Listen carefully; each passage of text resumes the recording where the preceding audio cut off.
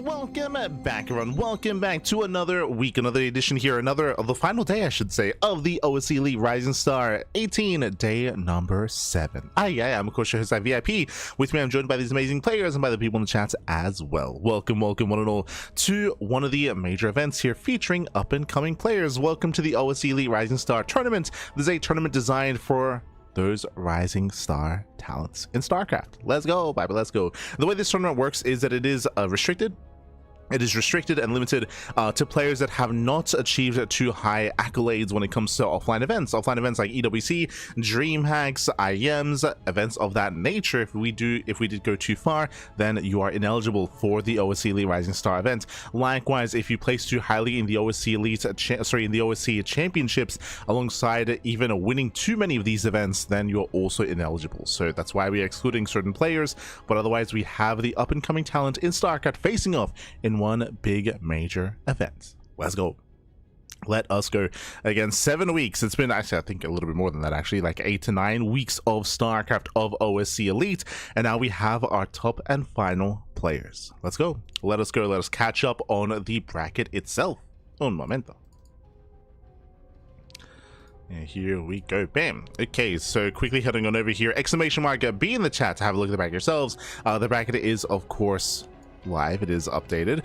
It was a massive bracket here, double elimination. We did have so many matches taking place, and every series was cast, of course. When it came to the upper bracket, very quickly here, bam, we have GgMachine. I would say a bit of an upset, but GgMachine did actually go all the way, took down Rebellion, took down Milky Cow, took down Shameless to make it all the way to the grand finals. Crazy win, crazy result there for GgMachine. Meanwhile, we now have the final day of StarCraft here. We are going to be following the lower brackets. Going to be following the lower bracket here. We have Minizerg UA already causing an upset, did take down Jimmy in the lower bracket round 2. We're going to be following him into Mojat. It's going to be our next series. We'll be following that into Lelix, into Sebesdes, into Shameless, into GgMachine. We have 5 series ahead of us here tonight, starting with Mojat versus Minizerg, ending with GgMachine. Let's go.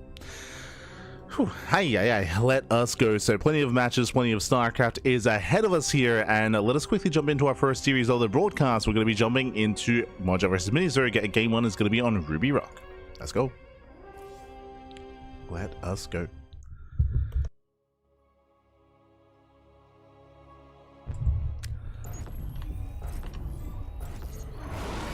As spawning in the top left-hand corner of Ruby Rock, we have the German Terran player. We have the Red Terran. It is Mojat. And spawning in the bottom right-hand corner, we have his opponents. We have the Blue Zerg player, the Blue Zerg player himself, representing Hokago T-Team. It is Minizerg UA. And if you're in the chat, you know what's happening. It is Gamma time. Predictions are now open. Predictions are open. Place your bets on who you think will claim the series. Best of luck in the chat as we delve into our ZVT. Coming into this here, we'll see how our players do approach, as we do have Mojat opening up 2 ranks Reaper on the low ground. Mojat, of course, he's on the clan 8 ranks. He was known for hyper cheese, hyper aggressive, especially last year, but nowadays 8 ranks has fallen out of fashion. And of course, and actually we could see it here in this matchup, depending on the early to mid game. Otherwise, we'll see how Mojat does approach said mid game after the 2 Rax Reaper opener. Rax is going to be on the way. Meanwhile, Minizerg UA, he is a very young up-and-coming player. I say very young, he's around like 19 years old. I believe he is technically older than GgMachine, but he's young in the sense that when it comes to this level of play, he's very new. GgMachine, Minizerg, he's been around for quite some time, but been around at around the Masters level. He only recently rose up into GM and rose up into like 5.5k MMR, and recently has been excelling and getting better and better results. And I just mentioned earlier, there was a big upset where he took down Jumi. Jumi is not an easy opponent whatsoever, so to bring down Jumi was a massive win for Minizerg. There have been a couple of big power spikes or a couple of big results from Minizerg here and there that have been sprinkled in, and it's been great to see his growth as a player. Still has a lot to go, but already making it this far in the tournament is a massive win for Minizerg. And we'll see how he compares to Moja. Meanwhile, the Overlord does move out. I assumed it was going to be 2 Factory, but no, it's going to be a Rax on low ground into a Factory. It's going to be a Factory after the CC. We're going for a bit of a special opener here on the low ground. And the downside of this kind of build here, and we'll see if Mini Zerg reacts, is that all the production is on the low ground. The Rax, the Factory, it's all on the low ground. So against a Roach all-in, if the Roaches, if they take control of the natural, which is normal, which is standard, they also take over the production. Typically against Roach all-ins, 2 base Roach all-ins, typically you do abandon the natural, you abandon it, you evacuate all the workers, and you just make a stand at the ramp, and you protect your main base, you evacuate all the boys, you lift the CC, and you can hold quite nicely. But in this kind of position where your production is on the low ground, you have to defend the low ground, you have to defend the natural, and you can find even more damage as a Zerg player as a result. Oh no, the Reaper gets surrounded. Moja slipping up. He does slip up, he does get surrounded. Third base is going to be on the way. This is a delayed third expansion from Mini Zerg. True, it is going to be delayed, but I don't see any gas income. Yeah, no gas income and no Roach Warren. Again, I do really like the idea of responding and reacting to this with Roaches, but Mini Zerg is playing standard. He does go for a standard response. Meanwhile, we have the 1-1-1 follow-up here by Moja after the third CC. So 3 CC 1-1-1 into his own Banshee play. Looks like a standard opener, assuming Banshee, but we'll keep an eye on the tech labs, we'll keep an eye on any add-on swap. But now Hellions are amassing, and we'll see if Mini Zerg can keep up with the early game Hellion aggression. Let's go. Oh, the gamba, papi, the gamba.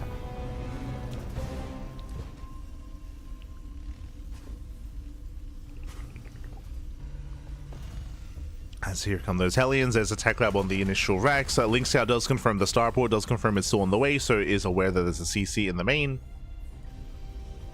And oh, okay, we're going for what looks to be a Hellbound Marauder push, assuming this isn't a fake out with an armory. We're waiting for the armory here. We'll keep an eye on Moja. Meanwhile, a big shout out to Ruda 2.2. Thank you so much for the subscription with Twitch Prime. Thank you so much. Thank you so much for subscribing. We do appreciate the support. Hope you enjoy the content, the casting, and the star. Hope you enjoy it.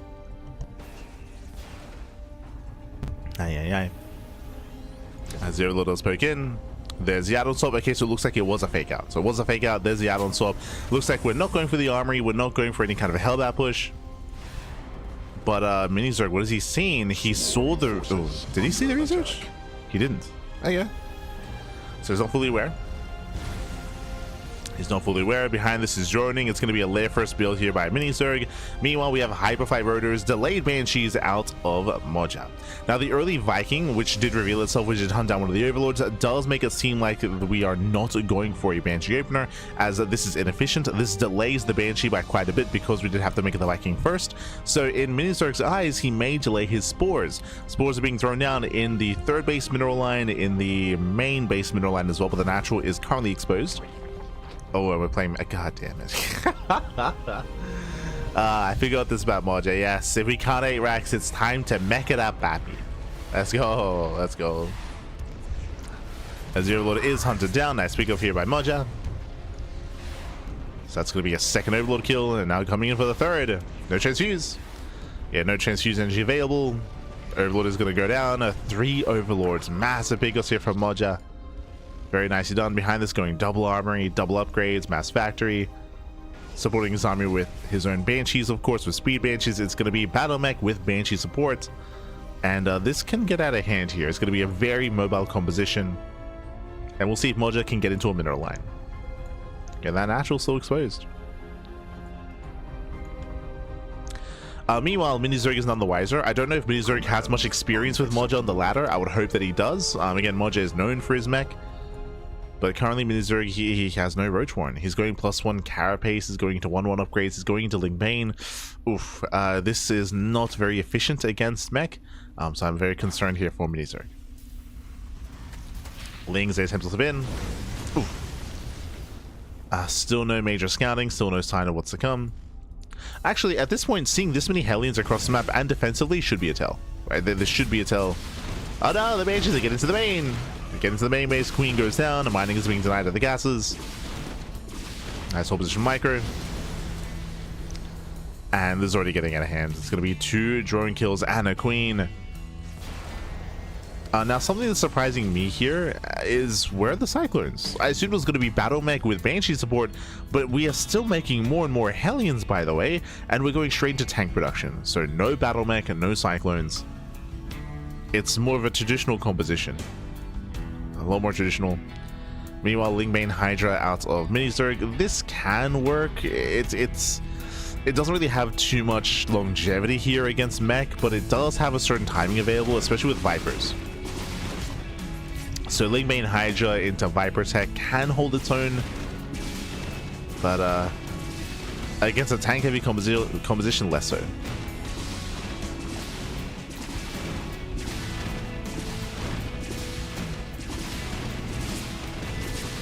There's the hatchery under fire. It's going to be going down. We do have a couple of transfuses available. There we go, the first transfuse. Oof, but that's already going to be one. A queen going down. And no Banshee does fall. Moja pulls away. Fully walling up back at home. Now, Mini Zerg, he is going to be cutting workers. 70 drones. 70 drones here for Mini Zerg.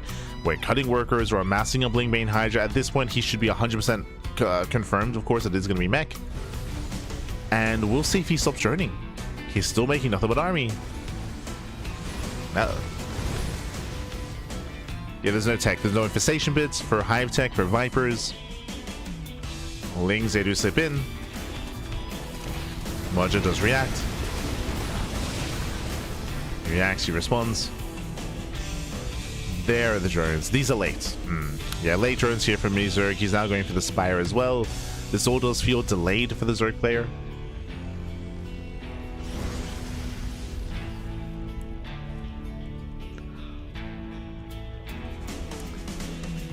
His all delayed. We're going to be here for a while, aren't we? Because we're going into a tank-heavy composition, it means that Moja's not going to push into his max. Moja, he most likely will just turtle up until maxed out. He's just harassing with Hellions. This is the plus side of Battle Mech and casting Battle Mech, is that Battle Mech is usually a little more active and can end the game earlier. But here, yeah, we're gonna slow down. Ah, no Spore! Oof. Yeah, no Spore in position. 10 drones falling. Now we get the infestation bit again, the late pit here from Mini Zerg. Hellions, they try to bust into a middle line. They take down the expansion. Hatchery goes down. Do we get both? Oh. Do we get both expansions? Okay, the queens do react. Queen's able to react in time. The Banshee's going to be zoned away. Wings are scouted. And cleaned up. And how many tanks do we have? 10. 10 tanks so far. I wouldn't be opposed to Moja just waiting until maxing out, but here he comes. Here comes the main push. Oh boy. Here comes the main army. Again, Hydras do struggle against a tank-heavy composition, and of course we have plenty of Hellbats that tank against the Lingbane. So I don't see Mini Zerg dealing with this, I'll be honest. Not without Vipers. Now, I say that Mutas, true, the Spire is done, we have Mutas on the way, and nothing here shoots up, so Mutas can eventually clean this up. At the same time, Lings, they do hit the Planetary. Likewise, Lings are going for the third base. As you mentioned before, Mini Zerg, he knows he cannot deal with this army, so just going for the counter attack. Mutas are revealed. Yeah, Mutas are going to be revealed here. We need some Thors. Lings there butts into the mineral line. SCV's going to be going down. Moja's in trouble. Moja. Yeah, losing every single SCV at the third. And he's going to keep pushing. He's going to keep going. Yeah, now he scans. Looks like he didn't realize that there were Mutas before. The first Thor only just now begins. And he's going to push in. He's going to push through. He's still unsieged. Yeah, shaky fight here from Moja. He'll bleed out a bunch of his Hellbats.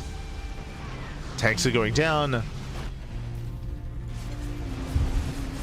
And he will lose every tank. Yeah, he'll lose every single tank. A messy fight here from Moja. Desperately pushes forward. The Mutas will clean this up. And Mini Zerg, he's doing it. He's doing it, pappy. Cleans up every single tank. Fourth base was not taken. The Muta play in the end did save him. Oh. And again, Moja, he had a late reaction. He had a really weird kind of committed push into the bases. Mini Zerg is almost maxed. And here comes the Hive. Thankfully, he's taking up. He's taking up from here. We're committing a little bit too hard here, bleeding out some lings. Look at the mutas, they can get free damage. Catching in a couple of Hellbats. I would want to see these mutas be a little bit more assertive here. It's only 3 Vikings. Yeah, it's only 3. Now he dives in. Oh. Oh, he gets punished by the Thors. Oh, God. That was how many of those 4 mutas going down. He has to respect the Thors. Now, this is where we have to mention that if Minizerg, if he controls too poorly, if he stacks up these mutas, they will get one-shot. By the amount of Thors that we're building up, it can be quite brutal here, so he's got to be careful. It's a very fragile composition. Behind this, I would want to see a Greater Spire and a switch into either Broodlords or switch into Lurker Tech. One or the other. Otherwise, Minizerg is going to be in trouble.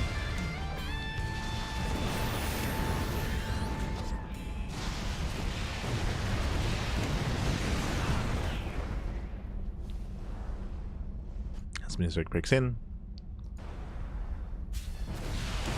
And he still hasn't teched up. Like, he still doesn't really have anything behind this. Like, if he doesn't take up soon, the Thors can just A-move. There's gonna be a lot of Thors. Oh boy. Yeah, here comes Moja. Vipers, they kind of help. I say kind of because it's still a Hydra-based composition. Okay, if the Vipers, if they can land the Blinding Clouds, and if the tanks stack. Okay, if the tanks, if they do stack up, then the Vipers can Blinding Cloud the tanks, the Hydras can push forward, and we can have a decent fight. We just hit the 3rd. Here comes the main tank army. Vipers are being spotted. Oof. Energy is being denied. Tanks are spreading out. Tanks spread out. Thors are pushing in. We have how many? We have 10 Thors. Oof. And here comes the second push. The second wave. Pushing into the natural. Vipers, they're gathering energy as we speak. They still need more time though. Yeah, the Vipers need more time. We're gonna try to come in for the full surround. Is it gonna be enough?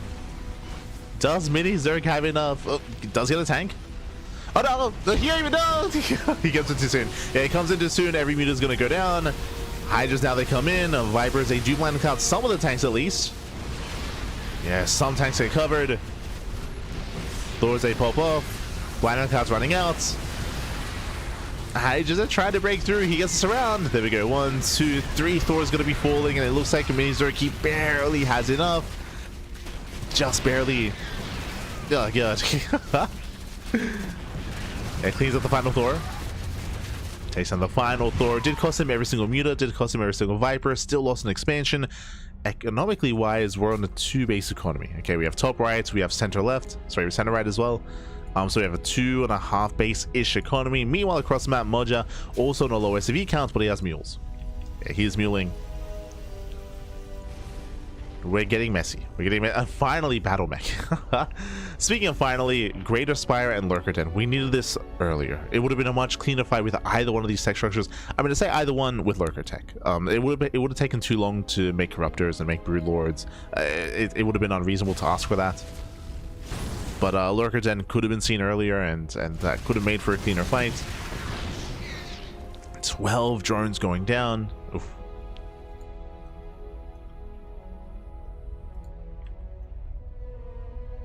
And we'll see if Moja can deny one of these bases. The planetary is done.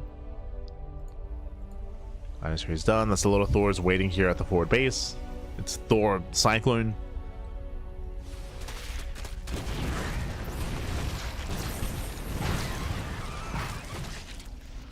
Cyclones are revealed.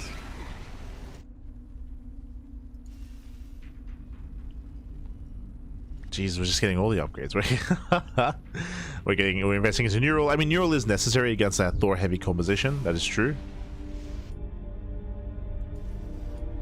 But the problem here is that Minizerg, he's getting all these upgrades now, of all things, and he doesn't really have the economy at the moment. He needs to drone. Like, droning is paramount, and just now is droning up. But he has to recover economically. Because the droning is late, Cyclones are moving in. And the army is fragile. Oof. And Mizurg gets to abandon its expansion. Has to pull away.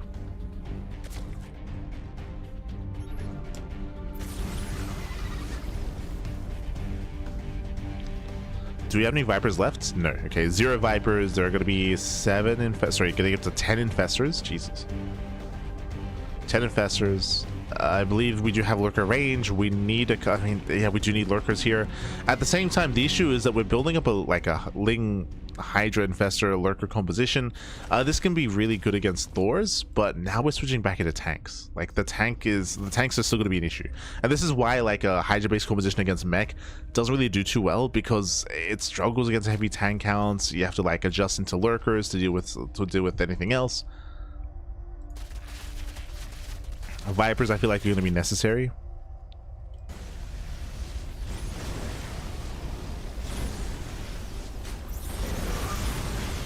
Oof, gets another mineral line. Mizurg is maxing out. The best chance here, the best kind of case scenario is going to be to catch out these Cyclones. To catch out a portion of the army first. Jesus. Lings, they do hit the 3rd. Not bad. And gets the tank. Might even get 2. Okay. 2 tanks going down. Lings, they sip into the mineral line. Very nice damage here from Mizurg. Just moving in. Oh. Tanks, they force the siege. Engaging with the Thors. Does lunge in. Gets 1 Thor. Has to back up. Scan reveals all the Infestors. He sees, man. He sees. And I'm still having a hard time seeing how Mizurg gets on top of the tanks.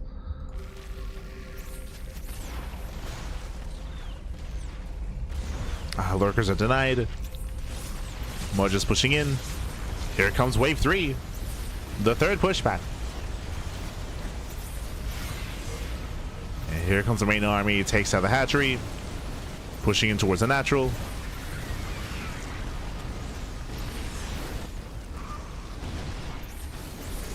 Oh no, the skid! And that's going to be every Infestor going down. 10 Infestors, and they all fall immediately. And now it's purely Hydras. It's pure Hydra pushing into a siege line. Moja, he overwhelms, he breaks through. And with that, Moja's done it. Moja, he has done it. He has broken Mizurg. GG gets called, and Moja, he will claim game number 1. Whew. GG. GG, well played. Moja, he will claim a lead in the series. And again, Mizurg, he had some really nice moments. I was really surprised he got away with his muta play, and his mutas, they were able to shut down the first push, the first big army. Likewise, you saw him get a surround and eventually clean up the second push as well. Like, there were some decent engagements there from Mizurg, but what was really lacking were 2 things: the economy and the army composition. Again, we never saw, even though we had a greater spy and a lurker den, we never saw lurkers, we never saw broodlords, of course. He never was able to rebuild his economy after that first big push as well. The Vipers, or if you call the mutas, and then the surround was very mistimed and was lacking a little bit there as well. And yeah, Moja did take advantage. Did overwhelm. And with that, GG, well played. Moja takes game 1. Now we're loading the game number 2. Let's go. Let us go. And you saw just how brutal it is to try to engage into a tank-heavy composition with Hydra Infestor. Again, the Infestors were the first things to go down. They just got target fired by all the tanks immediately. Like, it was brutal. Every Infestor fell. As we mentioned, that's why against that kind of composition, you do need Vipers, and even then, it's not a guarantee. But let's go. Let's get into game 2, and spawning in the bottom hand corner of the Old Republic, we have the German Terran player. We have the Red Terran leading the series 1-0. It is Moja. Let's go as he sends out 2 SCVs across the map. Did I say 2? 3. Proxy 3 racks, and spawning in the top right hand corner of Old Republic, we do have the blue Zerg player, the blue Zerg player himself representing Hokago T-Team, getting Proxy 3 racks. We have the Ukrainian Zerg player. It is Mini Zerg UA.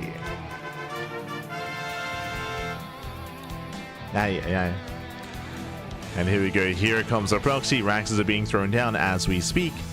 Might not be 8 Raxes, but hyper aggression nonetheless. Game 1 Mecha, Game 2 Proxy 3 Rax. On brand here for Moja.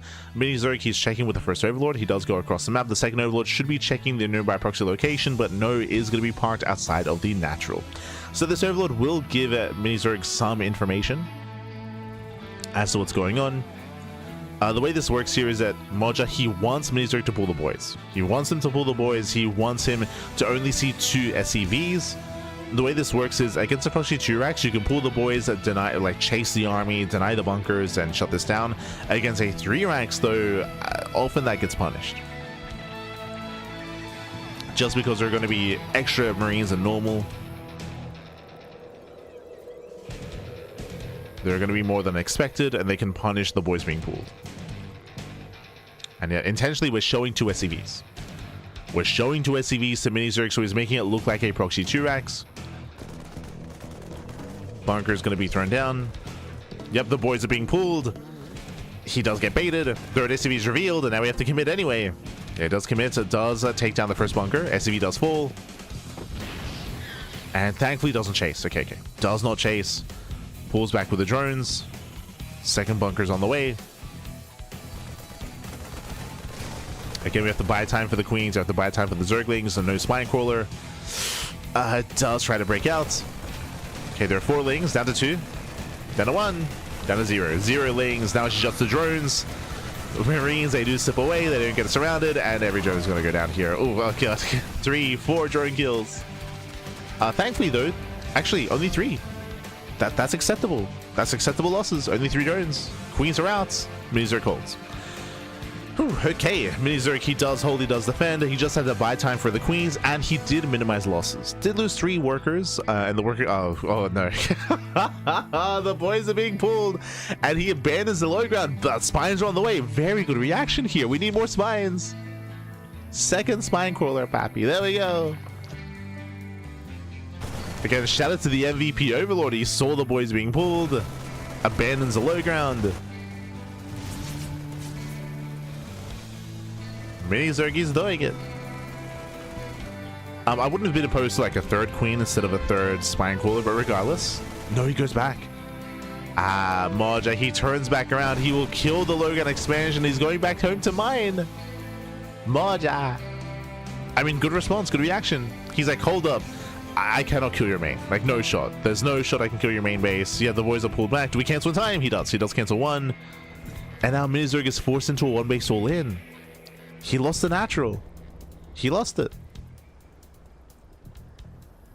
Now suddenly he's 1 base all in. Moja getting a little bit supply blocked. Does check the main. Does confirm that we have link speed on the way. Spine crawlers, and should confirm the roach horn as well. Yeah, confirms the roaches. Moja, he's racing back home. Moja, he's ahead economically.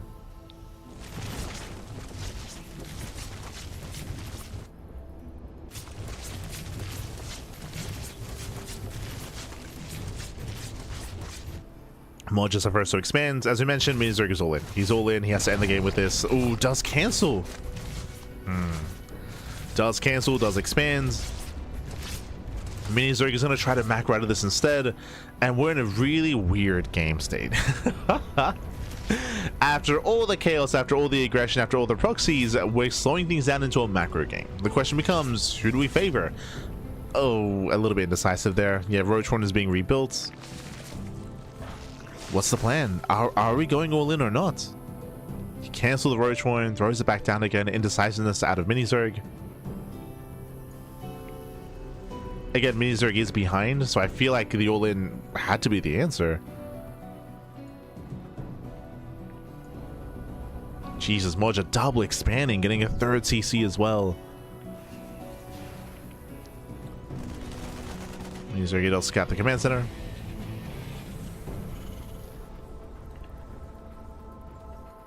There's just a lot of droning to do. He's double expanding. He's got the Roach Worm, but isn't making use of it.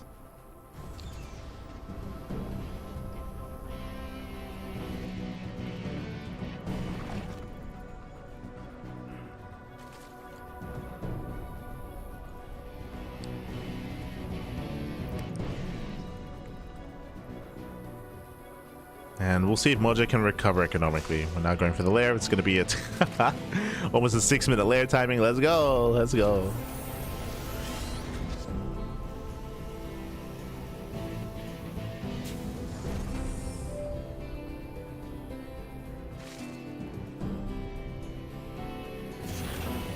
As we go for the Adult Swap.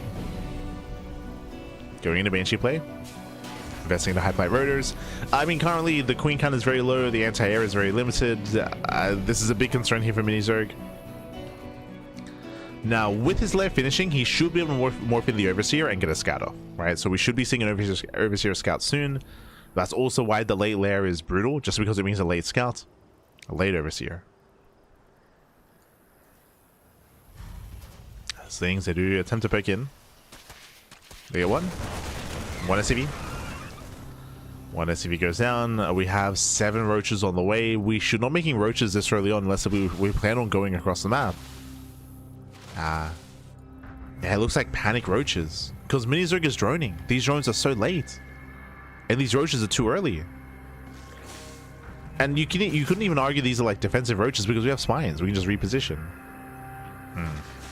So once again, I should say indecisive play here. Indecisive play at a Mini Zerg. Like, are we droning? Are we all in? What's the plan? I feel it looks like we have to be all in. Yeah, we're going all in. But now they're going to be defensive Banshees. Mech is coming. We're going across the map.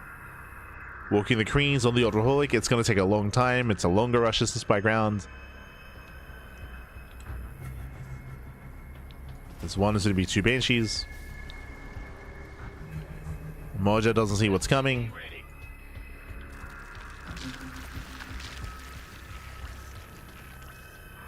Until now, he sees, he knows. Yeah, does spot the army. No creep, no transfuse. Kills the queen. Gets one. Now going for the other. Both queens will go down. Now we can focus on the Ravagers.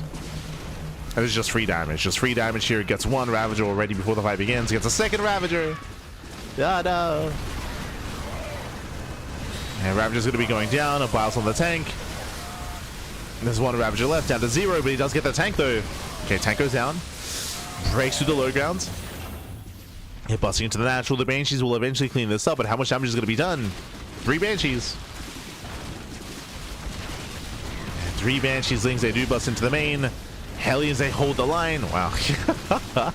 The positioning is brutal. And the Ling Roach army, the all-in kills 2 SCVs. 3? 2. Wow, 2 SCV kills. Not enough damage here. Moja's natural is perfectly safe and sound. Lings are flooding in. We need more damage. Remember, Mini Zerg is all in. He has no economy.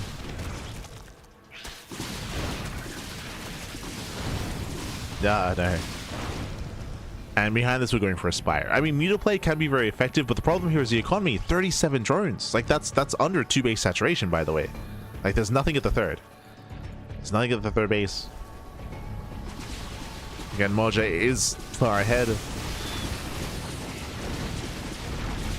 And we can soon make, what, maybe 10 mutas, depending on how much we back up.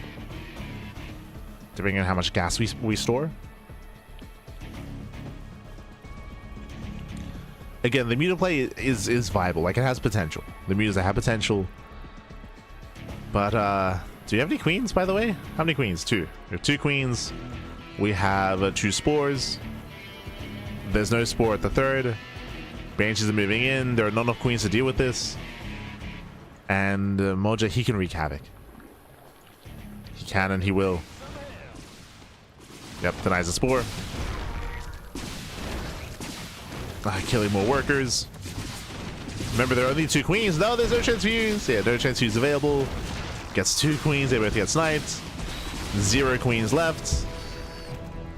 We spoke about how, like, oh, mutas, they can pop off because there's no anti-air. I mean, likewise, Mini Zerg also has no anti-air.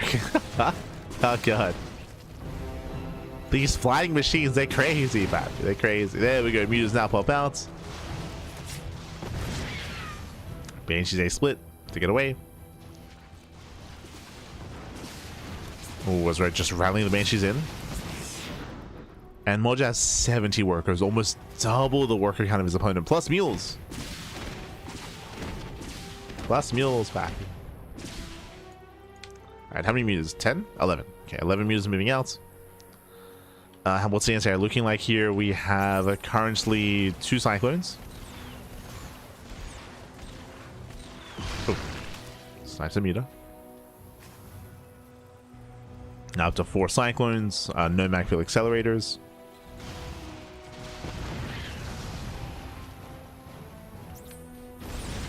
Lings they attempt to lapse in. Oh no, the mines! Oh, Jesus. Thankfully, the mine shells don't go up on the meters. They'll snipe. Oh, 2 of the cyclones. There's still 2 left. Yeah, 2 cyclones remaining. Meters, they do catch a couple of tanks.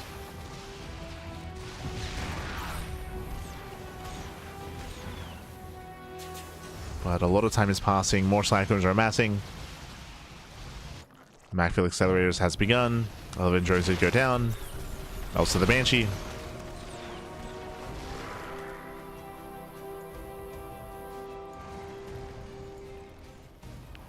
And Moja still looking solid. Oh, yes. I mean, this is how much money Moja has. Moja, he has 1,000 minerals in the bank. Like, Moja has been missing macro cycles. His macro has been lacking. But he has the spare resources, so why not just throw down a wall of turrets? Why not? Why not? Lings they slip in. Mutas they attempt to chase. Oof. Yeah, rough trade for the mutas. They're all going to be thrown away. GG gets called. Good luck in the next round. And Moja will claim the series 2-0, advancing on to the next round. GG. Whew. GG, well played. A very back and forth and very chaotic series, might I add. Game 1, we saw Moja embrace mech, and we saw that Minizerg, it took him a long time to realize what was going on. Minizerg, he was stuck with a subpar army, stuck with Ling Bane Hydra. Despite that, he got away with his mutas. He was able to deal with the first push. We had a bit of a back and forth. I will also say that it did feel like Minizerg was very indecisive when it came to the composition that he was building towards in Game 1, and that hurt him, as even though he was teching up, he never really built up his army and never teched up into any kind of brutal infestor or lurker tech or anything of that nature. So it did feel like maybe some of the inexperience catching up there with Minizerg. Same here in game number 2. Very chaotic, very intense. We had the proxy, we had the cheese, we had Minizerg. He defended really well. He defended well. He reacted well initially, but in the end, remember the follow-up, we saw like a roach warren, then he canceled the roach warren, then he threw it down again. We saw him make roaches and then drone and then make roaches again. Like it was just, again, it felt very indecisive there, and because of that indecisiveness, Minizerg was falling further behind. If we had to be economic, then he was late when it came to droning. If we had to go all in, well, his tech was late there as well. But there we go. Regardless, GG well played. Congratulations to Moja. Moja does claim the series, does advance on into the next round to face off against Ducklings in the lower bracket quarterfinals. Let's go. Let us go. And a shout out to Minizerg, because even though Minizerg went down here, again, making it this far in the event was a big win, right? It was a big achievement for Minizerg to make it this far, considering he's a much newer player to the scene, to the region. To make it all the way this far in the event was a big win. To make it to the final day, crazy, baby, crazy. Again, even took down Jumi. GG. GG well played. With that, though, we're going to be following Moja into that TVP. Up next, Moja versus Ducklings. Let's go. Un momento. We're jumping into our TVP. And spawning in the top right-hand corner of the Old Republic, we have the Italian Protoss player. We have the red Protoss representing the Platinum Heroes. It is Ducklings. And spawning in the bottom hand corner, we have the German Terran player, the blue Terran. It is Moja. Let's go. Ooh, let us go. And if you're in the chat, you know what time it is. It is Gamma time. Predictions are now open. Place your bets. Place your bets on who you think will claim the series.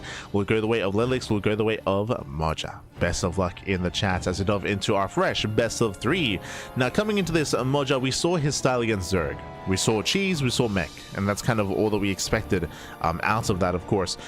When it comes to Moja versus Protoss, we expect 2 base all-ins. 1 base all-ins, proxies, 2 base all-ins. We expect hyper cheese, hyper aggression at the Moja.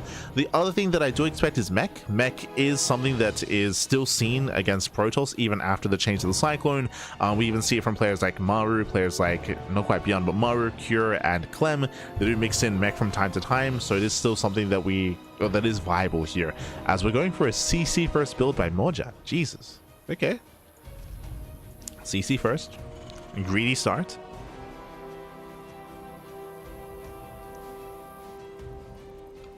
Let's go for the greedier start. And we'll see where he takes us from here. Whether we set up for a 2-base all-in, whether we throw down additional factories. Show us what you got.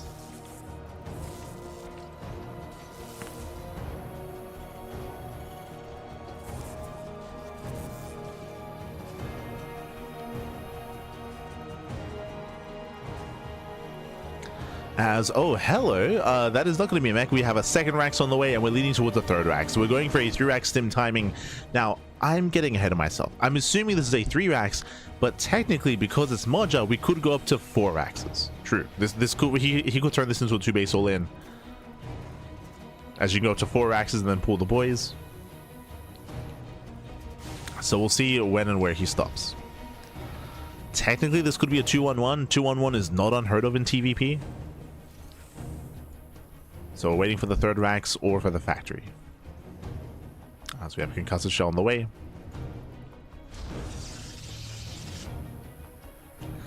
Due to this being concussive shell first, we should be seeing extra Raxes. That should be the case.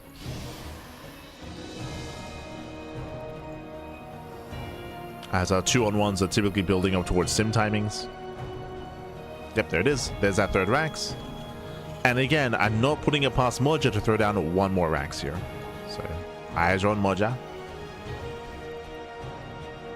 Otherwise, a 3-Rax is not an all-in. It's a very strong stim timing. With stim, combat shields, marines, marauders, it can do critical damage. But you can still expand behind it.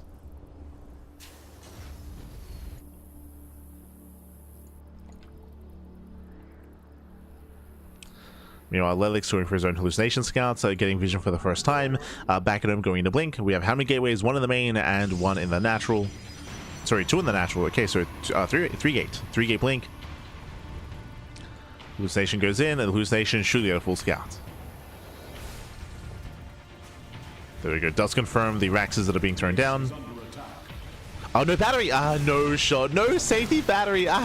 Stalker goes down. Boys are being pulled. This is getting out of hand already. It's getting out of hand. Oh no. Gateways, they're still coming online. He can warp in 1 store. There's no warp gate. Oh god. Damn, oh my, he goes for the surround. Very nice surround here, but this is critical damage. 7, almost up to 8 probe kills. Critical damage already. 7 probes going down to Stalker as well. Again, warp gate just finished. Gateways as well. And that is a shaky start here for Lelix. With that Lelix, he does fall behind. Now claiming a third. And it wasn't just the lack of safety battery. I guess more importantly, there was no scout. There was no vision of what was going on. We saw the hallucination scout, but that was too late. That got across the map as Moja hit the natural. There was no vision in the center to spot the move out. Whether it was a stalker, a probe, anything. Oh boy, and remember, that was not even the point of this build. This build it's for a stim timing, and stim is just now finishing. Moja can soon push. He can soon push out. He might decide to wait for Medivacs. We'll see. I mean, because of the lead that Moja has, there's no pressure to keep pushing, right? There's no pressure on him to find more damage. Moja, he's already succeeded in finding damage. So he can just chill.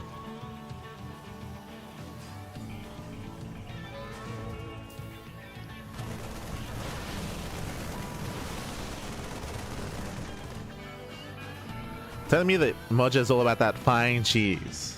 Also some cheap bargain cheese. No, all of it. Moja, he likes all the cheese. Good and bad. I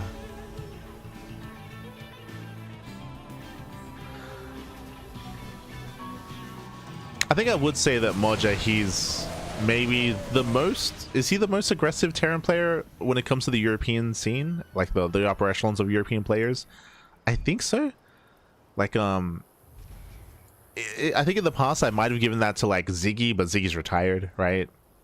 Like Ziggy used to be hyper cheesy, Milky Cow a little bit, but I think Milky Cow macros more than Moja. I think I would say that. There we go. Amongst the Europeans specifically, just because like if we take in like all the regions, then obviously it's Honmono. Like, there's no one quite like Honmono out there, you know. But specifically Europe, I think it would be Moja.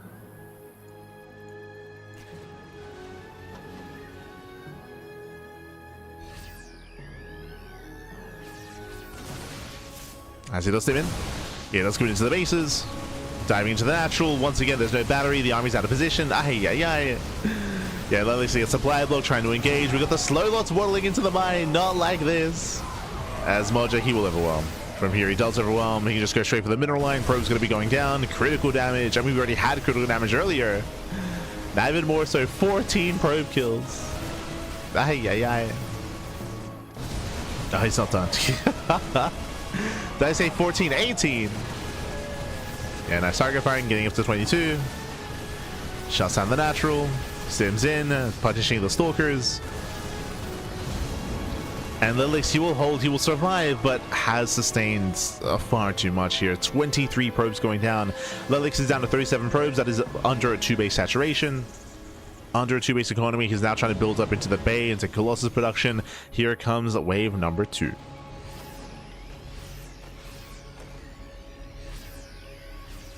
And here comes the second wave. Moja looking to knock Lilix down before it can really stand up. Yo, went behind. Dark Shrine, let's go. DTs are on the way. That would have been a great tech choice earlier instead of the Bay to go for Dark Templar against the 3-racks. But at this point, it's too late. As Moja just put the mass charge lots. Will kite away. And does kite back. Picks off a couple of zealots. Behind this, they're basically getting saturated. And with all these zealots, Lilix is buying time. He's buying time. The Dark Shrine is halfway done. Is there a world where DTs can deal equalizing damage? I mean, maybe. The issue here, it's 3 CC, so there's plenty of scans. There's plenty of energy. Assuming Moja doesn't mule, of course.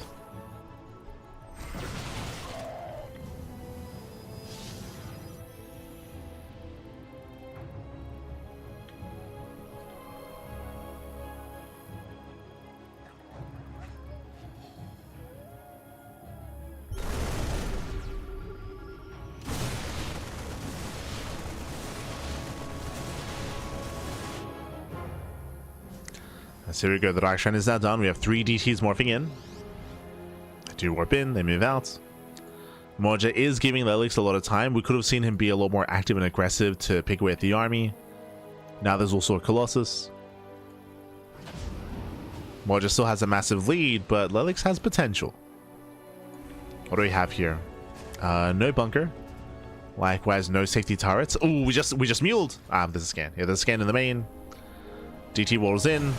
Jesus, liberation zones they set up here at the natural. Moja, he goes to the Doom drop.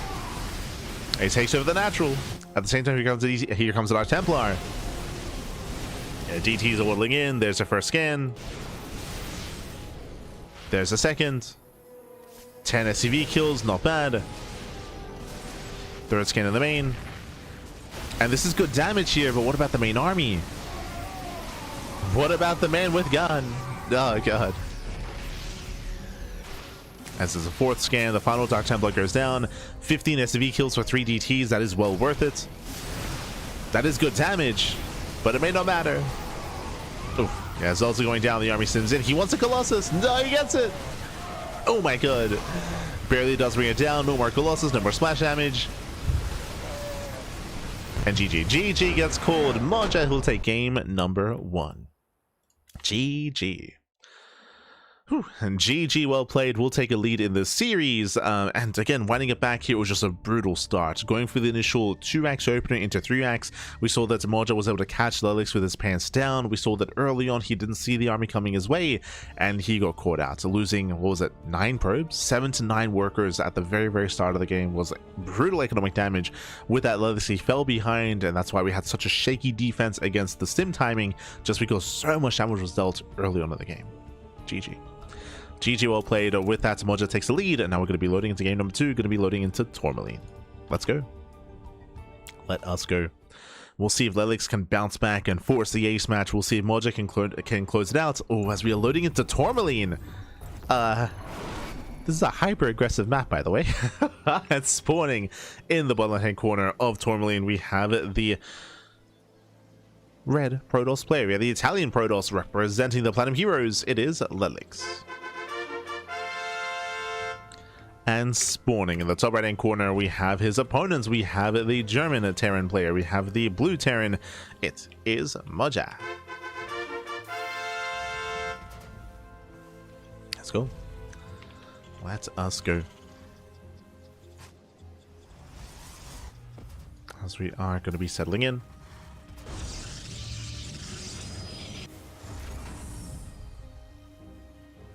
As this time Mojo does go for a standard opener. Remember, last game it was CC first. This time it is going to be a Rax first opener, or it's going to be a standard Rax, or sorry, gas in the Rax into his own CC. So we're going to be settling in. But welcome to Tourmaline. Tourmaline has a very short rush distance by ground. Hyper aggression is favored here on Tourmaline, just because the natural is so exposed, the third base is so exposed, the fourth is so exposed. Everything is exposed on Tourmaline. So it's quite rare to see longer macro games on this map. It is quite rare. And when it comes to early immigration, that is where Moja thrives. So the pressure is on Lelix.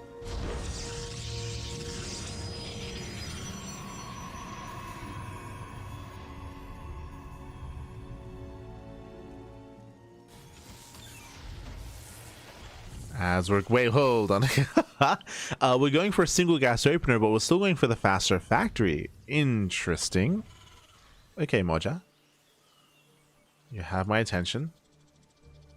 Lelix, you didn't quite get to scout the gases.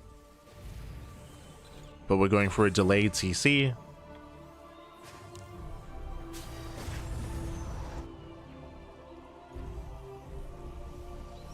Moja, he should still expand.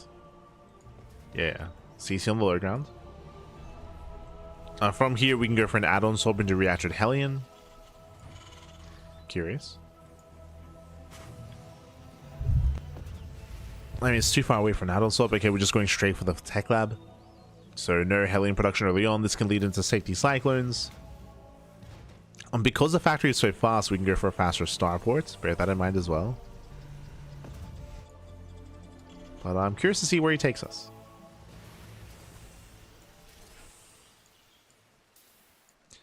So this cyclone is going to be faster than what we typically expect. It's going to be a faster cyclone. And this should be for an early push. Lelix, he didn't scout the timing of the factory. He's now going for the hallucination. This time much faster than last game. He moves out. And he does spot the Marines. Does spot the Marines. Does spot the Bio. Sees the armor coming. He needs a battery back at home. Does spot the Cyclone. He knows. Okay, he already has a safety battery. Okay, even without scouting, he already has the battery thrown down. So after game one, Lelix is very paranoid. With the help of the battery, Lelix, he should be okay. He should be okay here. He's throwing down 2 more gateways, 3-gate blink. Safe build here by Lelix. Safe build, extra warp ins.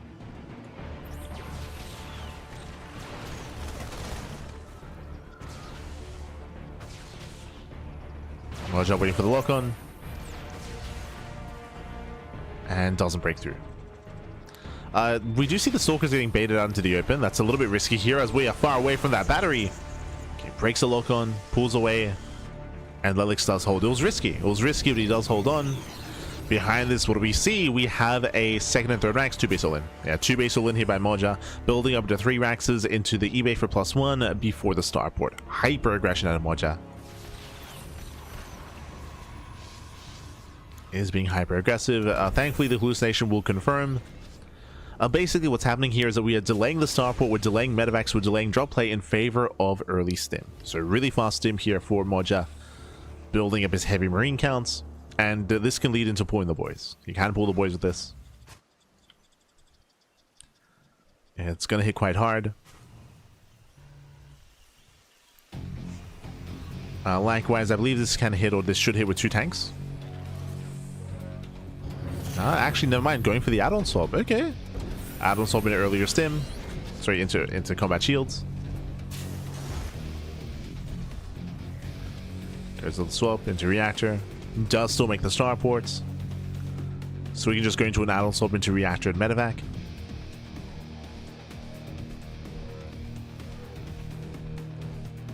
Oh, the armies, they do miss each other. Uh-oh. Blink is done. Lelix can get into the main. He can get into the main base. At the same time, Moja, he turns back around. Lelix does hit the natural. Nice, they're making no damage. Not quite trading with the Marines.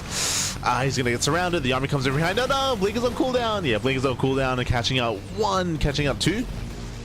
1 Stalker goes down. He does get a second. 2 Stalker kills.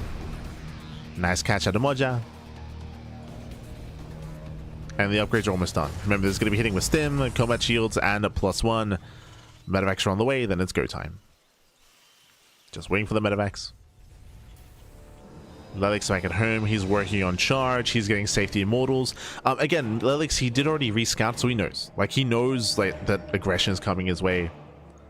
So Lelix is playing very, very safe. Extra immortals, charge, safety battery here at the 3rd. It's going to be on Lelix to engage with the army ahead of time and to confirm that it's even coming. Here we go.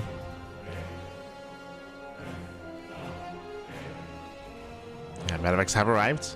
+1 is now done. Lelix, ideally, he wants to slow this down and confirm whether or not the army is coming towards the natural or the 3rd. So we can get in position.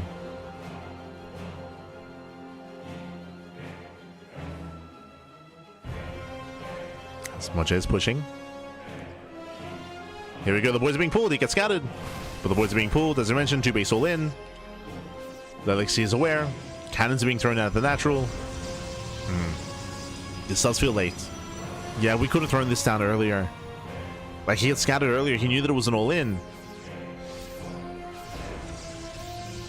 This does feel like a late reaction, but the side defense is finishing.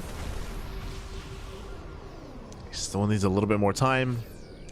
Scan does reel all the cannons. Bunkers being thrown down. Tank is getting within range. And ideally, Lelix, he wants to wait for Moja to come to him, so he can make use of all the side defense. He has to be patient.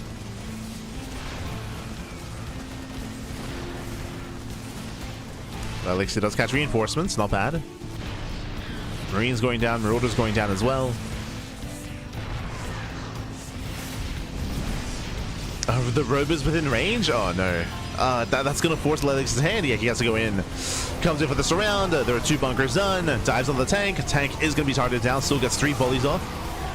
He gets 3 volleys. The bunker is still standing. Zealots go down, and we just stim in. Yeah, we can stim on in. Lelix still barely holding on. Does save the Robo. He needs a Colossus. He needs it. Oh, God. Fails to break the bunker. The tank has arrived. Yeah, the tank was replaced. Moja still rallying across the map. And he will snipe the Robo. It's just really unfortunate placement. Very unfortunate. It was within range of the tank. So only 1 Colossus.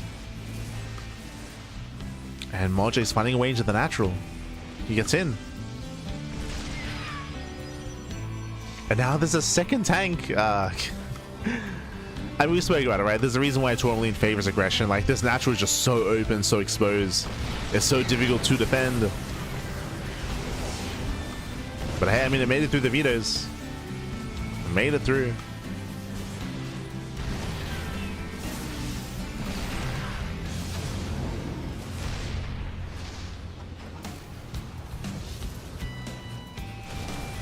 So I'll say, dude, catch a tank, not bad. Tank goes down. Moja wedging himself further in. You can see now he's cutting Lelix off from his third. And the third base is exposed. Now they see commits. Pushing into three bunkers. And a liberation zone. Oh my god. Yeah, this is just such an entrenched position here. It's too late. Like Moja, this position will not be broken, not easily.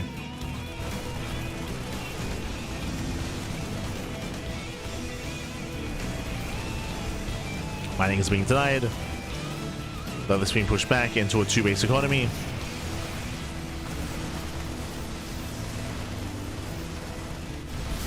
Does try to break out. Okay, takes down one of the bunkers.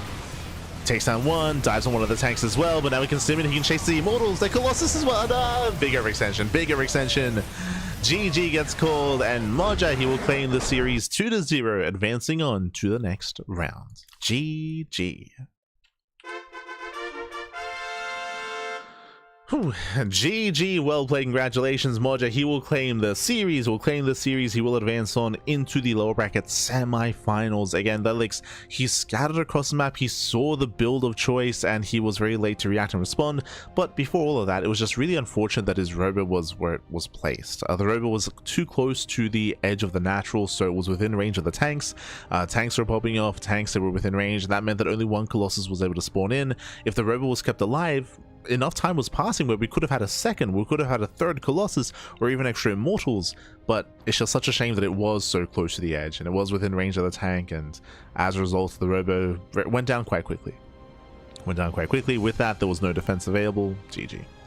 GG, well played. With that, congratulations to Moja. Moja does claim the series, does advance on into the next round, where he's going to be going up against Sebesdes in the lower bracket semifinals. Let's go.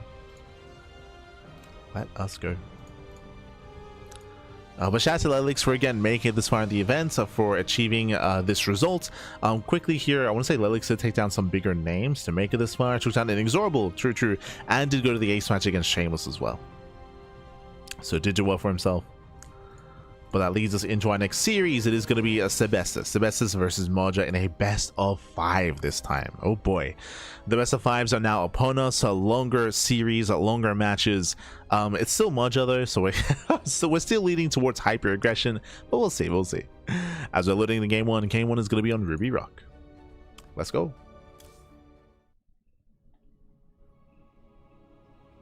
Let us go. And spawning in the bottom right hand corner of Ruby Rock, we have the yellow Protoss player. We have the Protoss player from the land of Czechia representing Team Ruddy. Oh, it is Sebesdes. And spawning in the top left hand corner, we have his opponents. We have the German Terran player, the Red Terran. It is Moja. Moving out across the map with one SCV. Let's go. And if you're in the chat, you know what time it is. It is Gamba time.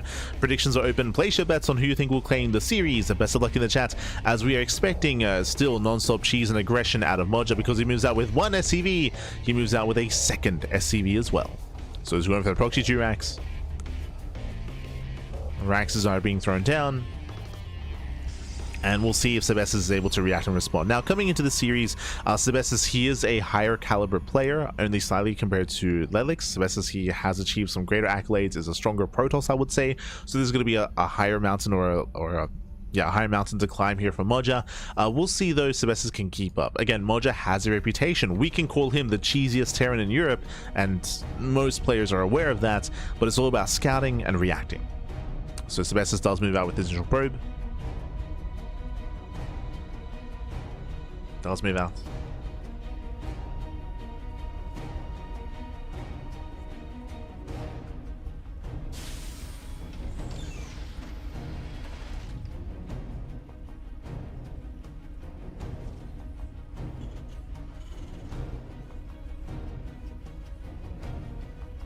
Here we go.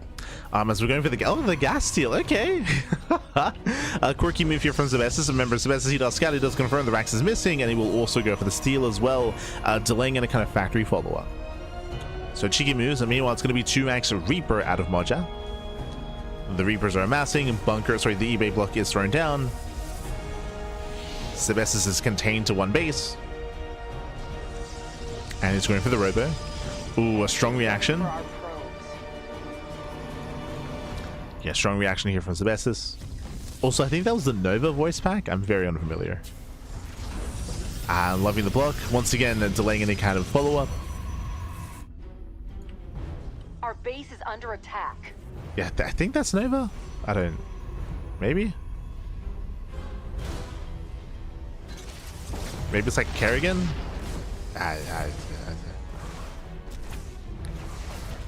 But it's rare. I don't think I've ever heard like the Nova or the Kerrigan voice pack used from players. Period. Like I'll be honest. Don't think I've ever heard it used.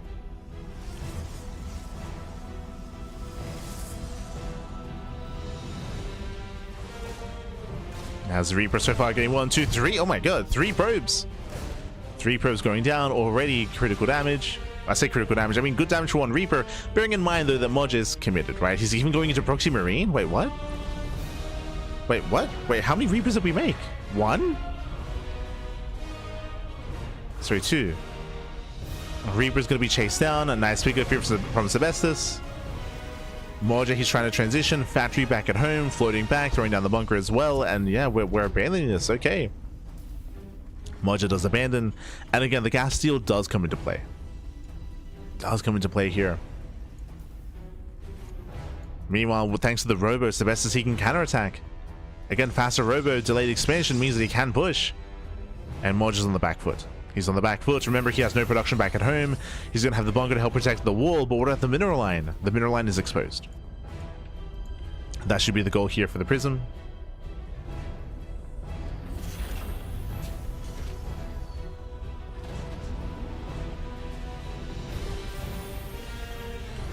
Alak calls himself an SC2 aficionado. I mean, I called it correctly. There was Nova. What do you mean? How dare he get it correct? True, true. As we get 5 SCV kills in the main. Again, the bunker is just too far away to protect this.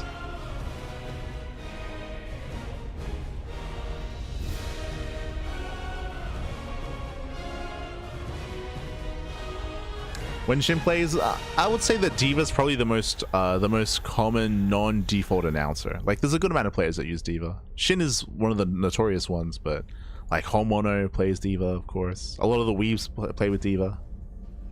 A lot of the weebs.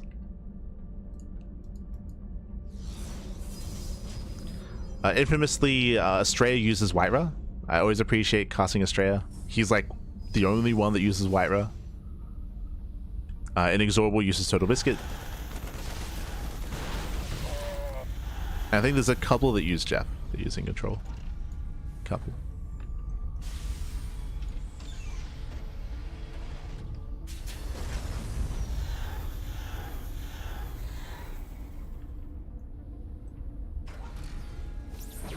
Yeah, it's always good to second guess yourself. Oh, as we do commit. Not very nice force field.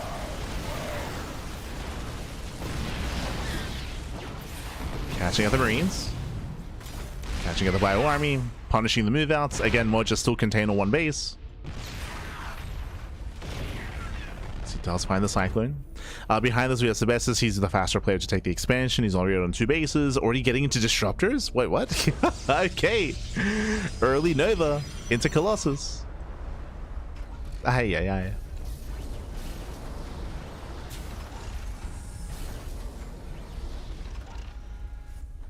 Anyone else using Tastosis other than me? I think I've heard one player use Tastosis before. Maybe.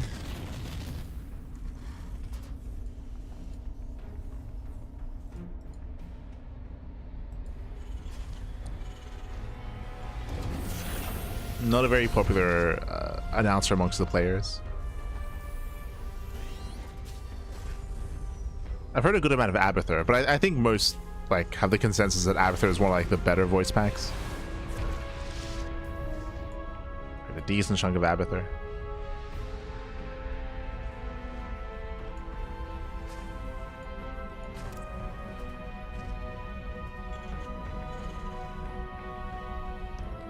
I think the only person that I've heard use Sebesdes is Estrella. I think Estrella, he likes to rotate. Like I just mentioned that he uses Whitera, but I think I've heard him rotate.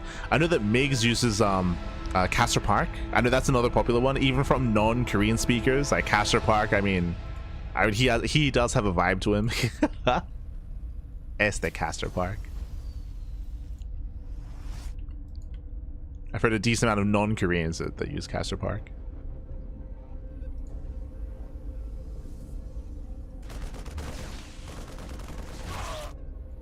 How could you not? How could you not?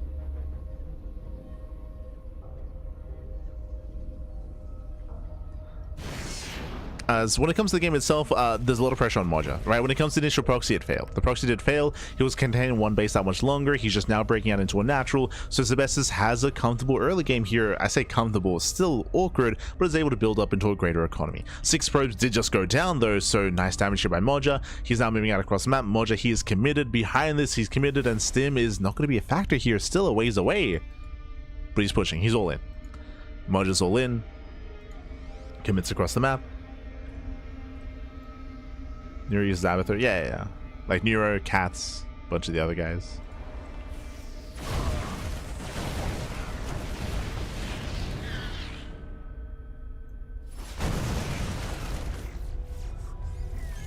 Again, so far engaging ahead of time. Oh, shout out to the Novas.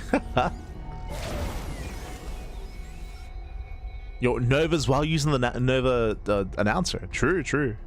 It all makes sense, Bap. It all makes sense. It's on brand. As we pull the boys. Yeah, the boys are being pulled. Again, Moja, he has to try to... Oh, the tanks are caught unsieged!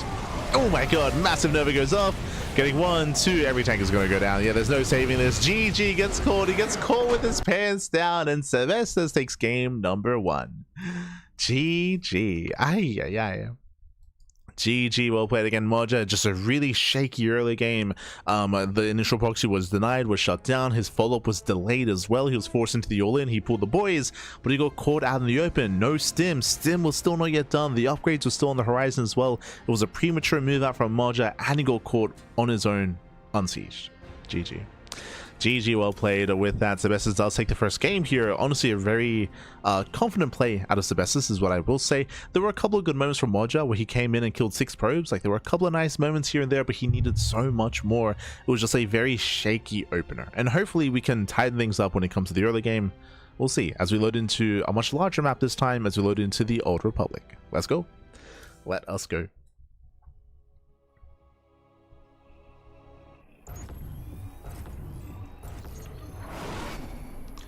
And spawning in the bottom left-hand corner here of the Old Republic, we have the yellow Protoss player from the land of Czechia, representing Team Roddy, leading the series 1-0, winning that first game in style by rushing into disruptors of all things. I mean, it is Sebesdes. And spawning in the top right-hand corner, we have his opponents. We have the red Terran player, the German Terran. It is Moja. Yo, ARJ Skater, papica. ¿Qué tal? ¿Cómo estás? Bienvenidos. Hope you're doing well. ARJ Skater. Oh. So now we are going to be settling in. And this time the Raxes are back at home. Again, we're still expecting hyper aggression. We're still expecting all-ins out of Moja, but he's going for a much more standard opener, I should say. Much more standard opener this time.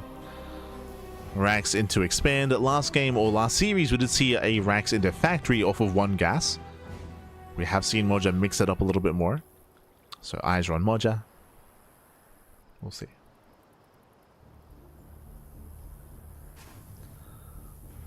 We shall see as a probe. It does poke in.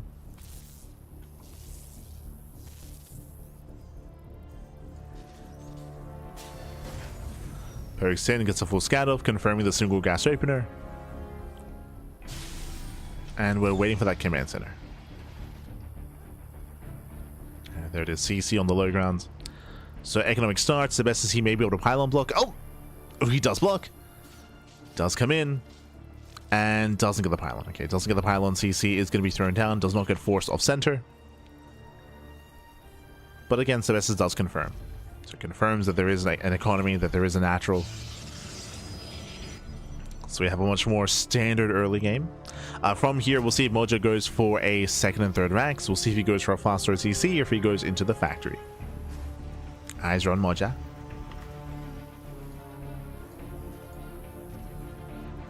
Okay, it is going to be the factory follow-up. This time there's no like early 3 racks. At this point, we're waiting to see the add-ons and waiting to see if we go for a starboard follow-up as well. Moja has options. Does have options. Meanwhile, it's going to be on Sebesdes to scout and to confirm. That's why we're going for the sentry. We're headed for those hallucinations. And it is going to be a Twilight Council out of our Protoss. Okay, so Twilight Council open it into Blink. We'll see if Sebesdes goes for a higher gateway count or if he goes for something a little bit more greedy here. Eyes are on Sebesdes.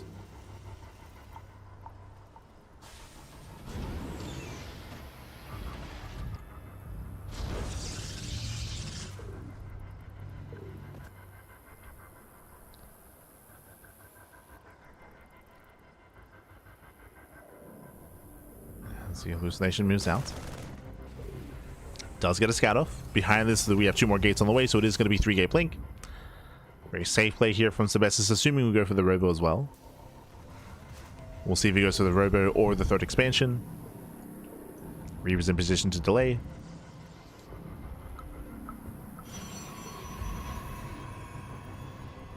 Eyes are on Sebesdes. Have our 1-1-1 into add-on swap. I believe Sebesdes did scout the tech lab. Oh, going into Hyperflight rotors. Okay, I'm curious if we go into mech from here. I mentioned earlier in the previous series that Moja, he's not afraid to mech it up against Protoss.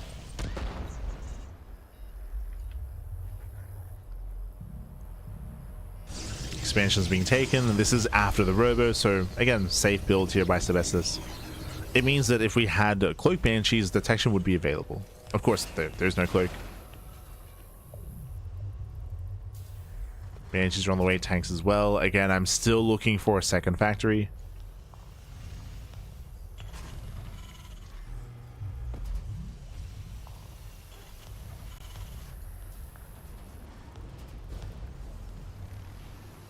Speed Banshees do a great job when it comes to harassing, when it comes to gaining damage over time, getting value over time, I should say. Hallucination does confirm the upgrade and the Banshees.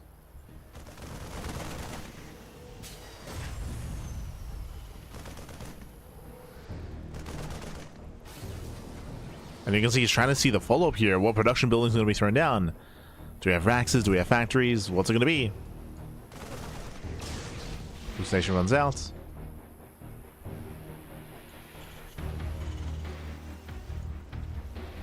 And we can soon commit.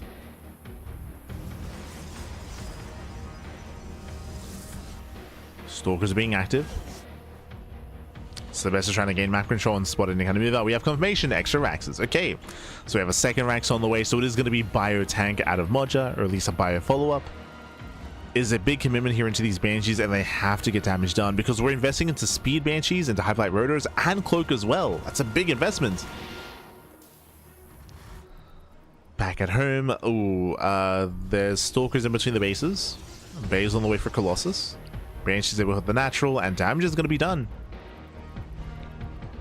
I say that Stalker's in position. Ooh, does catch the first Banshee, barely gets away, and so far only 1 probe. Not even. Yeah, not even. Hellion does hit the 3rd though, not bad. 4 probes go down. Decent damage. 4 probes for a Hellion, well worth it here for Moja. Now this follow-up is going to be a little bit awkward. Because of Cloak and because of Hyperlight Rotors, it does mean that Stim is going to be quite late. It's going to be quite delayed Stim here, and yeah, we're going for a 3rd. Moja is expanding, he's getting a 3rd base. And this is cool and all, like we're actually macroing up into a greater setup here, but the Banshees have not paid for themselves yet.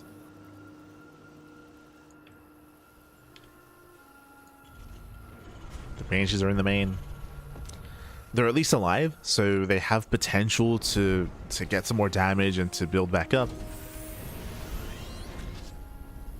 Getting up to 4 Banshees. It's a heavy Banshee count. Does recall back home. Okay. Very, very, very paranoid about Banshee harass. So we have one observer in the main, the other observers with the main army in between the bases. Banshees, they hit the third. 1, 2, 3 kills so far. Oh my god, getting to 5. As the Banshees are being zoned away. They do manage to get out. So far, nice damage here from Moja. Gets up to 8 kills. Oh, no, 7. Never mind. Did miss target towards the end. But regardless, 7 probe kills and every Banshee gets away. So far, so good. Whew, okay. So far, so good.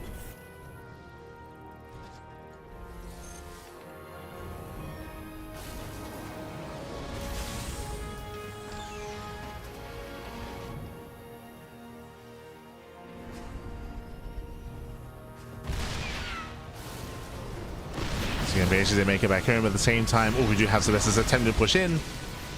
Tanks do punish. And Moja, he's secure. He's very secure here on 3 bases. And the game is going to slow down. We're going to slow down. Sebesdes should now take a 5th.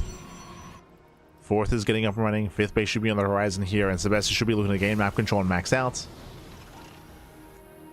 That should be the plan. And we'll see how Moja can handle himself in this kind of game state.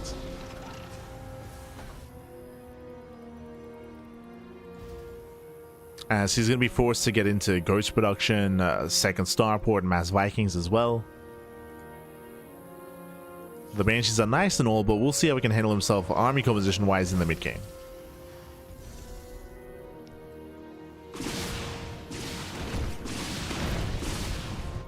Sebesdes is out of position.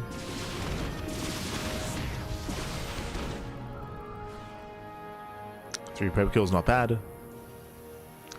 I would say that the 5th base is very late for Sebesdes. We should have had one by now. You can see that Sebesdes, he's banking 1,000 minerals.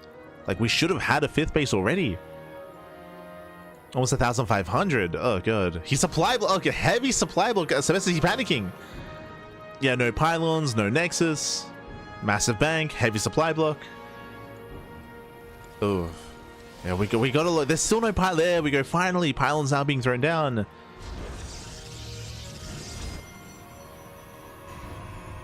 But very messy here from Sebesdes. And what that means is that Moja's maxing. Like, again, Sebesdes, he should be keeping up supply-wise with his opponent, but he's not. That supply look means that, hey, Moja takes a massive supply lead. And he's pushing. And he's now moving out. Ay, ay, ay.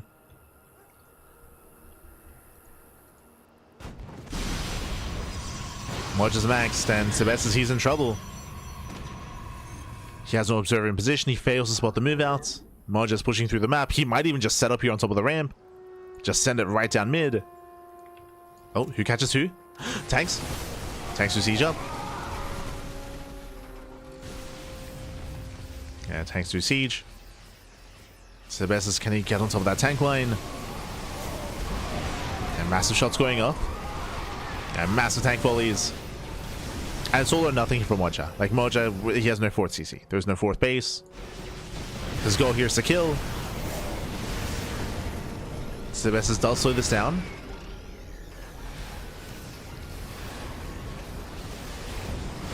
And he slows this down. Chips away at the army. Buying more time. We have a Dark Shrine on the way. Let's go. And building up some more disruptors.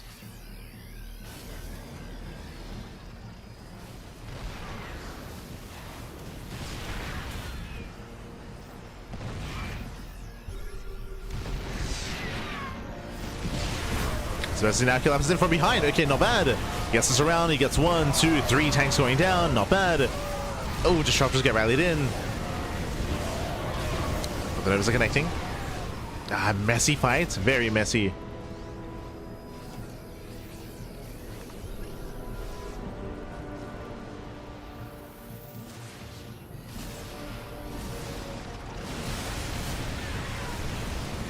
Yeah, so with that, we are going to be committing in. Ooh, does commit. Nova's going to be going up. The army sims in, and he gets one. He gets two Colossus. Massive pickups here. 1, 2 Colossi go down. Sebesdes doesn't really have much left. And Moja's doing it. He's close. He's so close.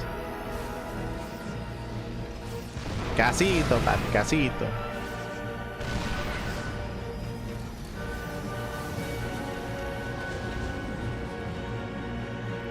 But now pulling away. Yeah, it pulls back. It does claim a 4th base. It is late, but hey, I mean, he still has a stronger economy. And again, Sebesdes just had a really shaky mid game. We spoke about it, but it did feel like for a moment there he was either panicking or the stress got to him a little bit. But he was supply blocked for so long, where he wasn't just getting any pylons. He had a late expansion. He banked up over 1,000 resources. Okay, nice DT harass. Okay. Does hit the bases.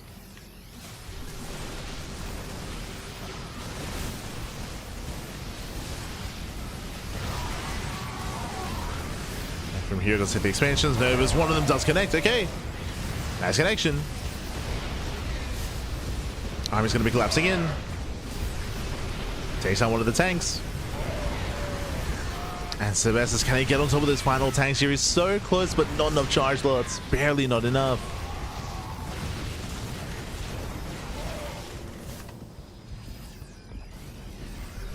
Yeah, barely doesn't break through. Trying to catch reinforcements. Sebesdes is getting caught out.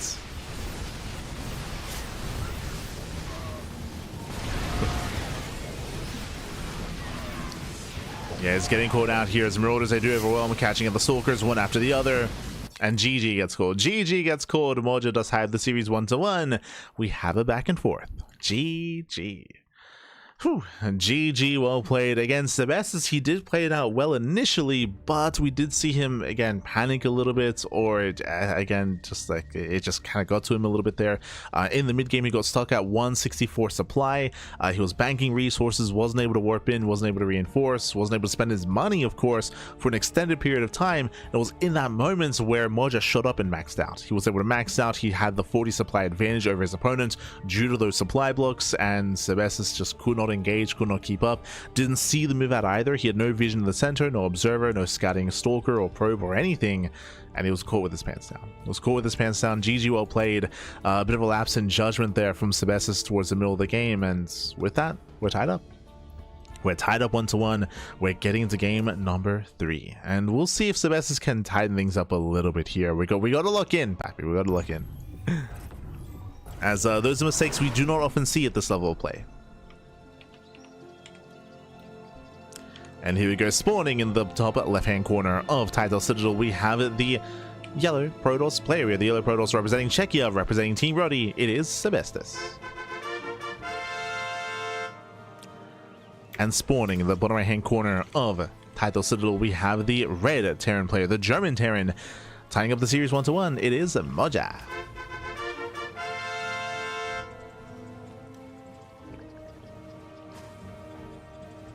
Here we go. As we are going to be opening up and settling into Title Citadel. This is a larger map of the map pool, longer rushes by ground. We do have a lot of bases, of course, and they are very spread out. The distance between expansions is longer here on Title Citadel, and that can also come into play in the mid-game. I think what's important about that last game is that Moja shows us he can play mid-game here in TVP. It was still very committed and very aggressive, and it was also reliant on Sebesdes making a bunch of mistakes. That is also true. We'll see if Sebesdes can recover and hold his own in that mid-game and make up for game number 2. We'll see if he can. So now we're going to be opening up.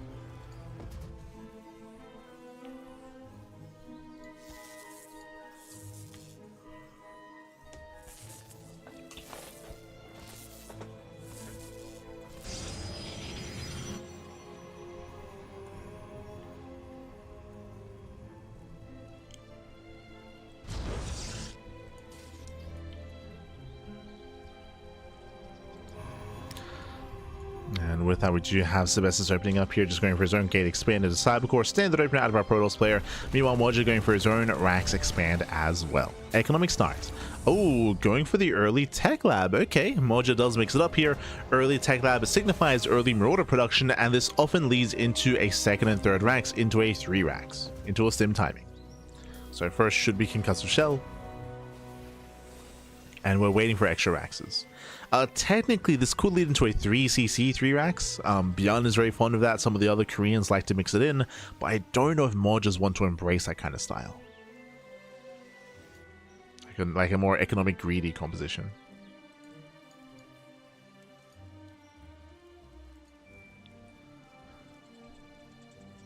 So for now, the goal for Moja is to catch out the initial unit to punish his CC.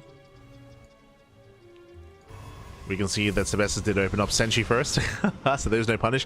And he is going 3cc. Okay, we're pulling a bit of a Bjorn here. 3cc, 3 Rax, hyper greed out of Moja, even going for the expansion on location. And the pressure is on Sebesdes to scout and to punish. Oh boy, this is so greedy here from Moja. Hallucination goes in, confirms the Marauders, confirms the Tech Lab. So big scout here from Sebesdes. And Moja showing us he's willing to be hyper greedy. Okay. Sebesdes, does he confirms. No shot. No, he confirms. Yeah, he checks the third location, confirms the 3cc, and this should trigger Sebesdes to be hyper aggressive. And it's going to be a tough hold here for Moja. Extra gateways being thrown down. Getting up to 3 gates. Sebesdes should delay his third and just double down with extra Stalker aggression. We'll see.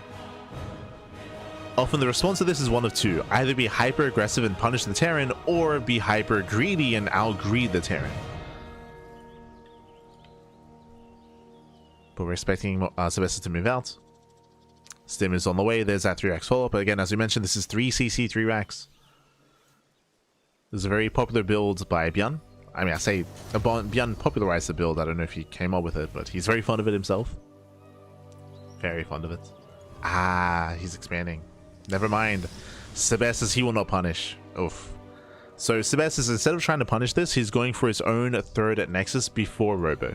So it looks like he's going to try to meet greed with his own kind of greed. It's a little bit risky here, but there's a lot of pressure on Sebesdes. He needs to make this move out worth it. He has to find some damage here. Otherwise, Moja will have a stronger mid game.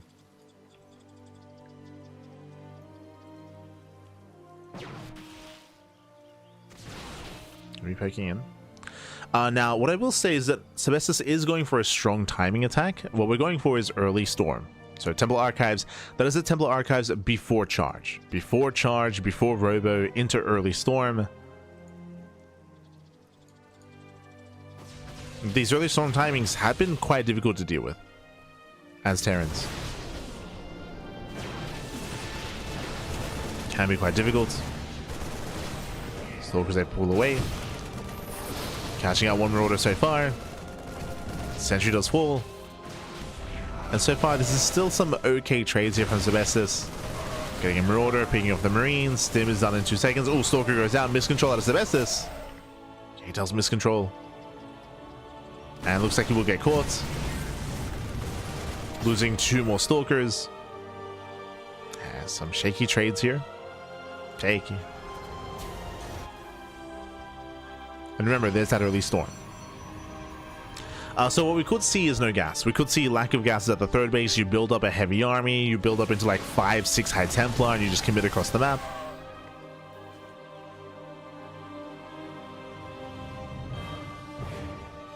We'll see how aggressive Sebesdes plans on being, as here comes the first Templar.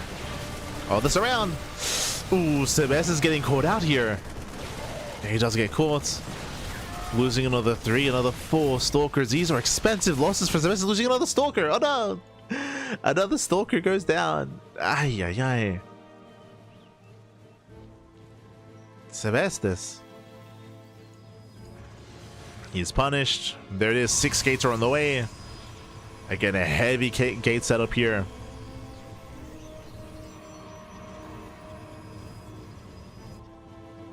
Sebesdes, he's kind of forcing himself, I believe, to be all in, to just commit across the map, waiting for the War Prism, and just send it.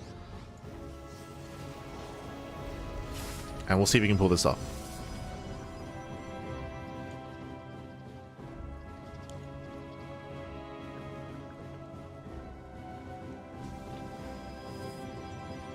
Now, what's important is that Moja, if he doesn't scout, and as you can see, Moja has seen nothing, by the way. He has scouted nothing.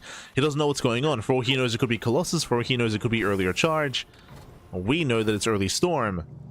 And without knowing that, Moja, without any defensive tanks, without a defensive position here, he can be broken.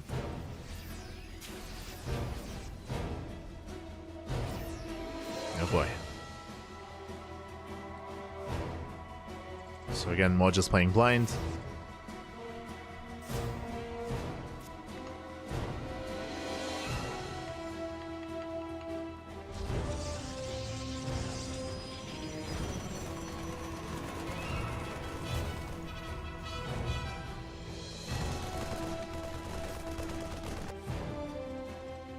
Here it is, 5 High Templar. That's still going to be a lot of storms. And Sebesdes, he's sending it. Ideally, he does want to catch the army in the center of the map. Yeah, Moja forced to back off. Forced to pull away. There's no bunkers here. There's no tanks either. It's just pure buy. Oh my, he's A-Raxing? Sorry, I missed that. He's going for an A-Rax in TVP? The hell? I mean, he's on clan A-Rax, I suppose. This is not a thing. Zelsa warp into the main. At the same time, here come the storms. They will zone, and because it's purely a bio composition, I mean, it is very Marauder heavy, but I don't see pushing into this. Yeah, storms, they just keep being thrown down.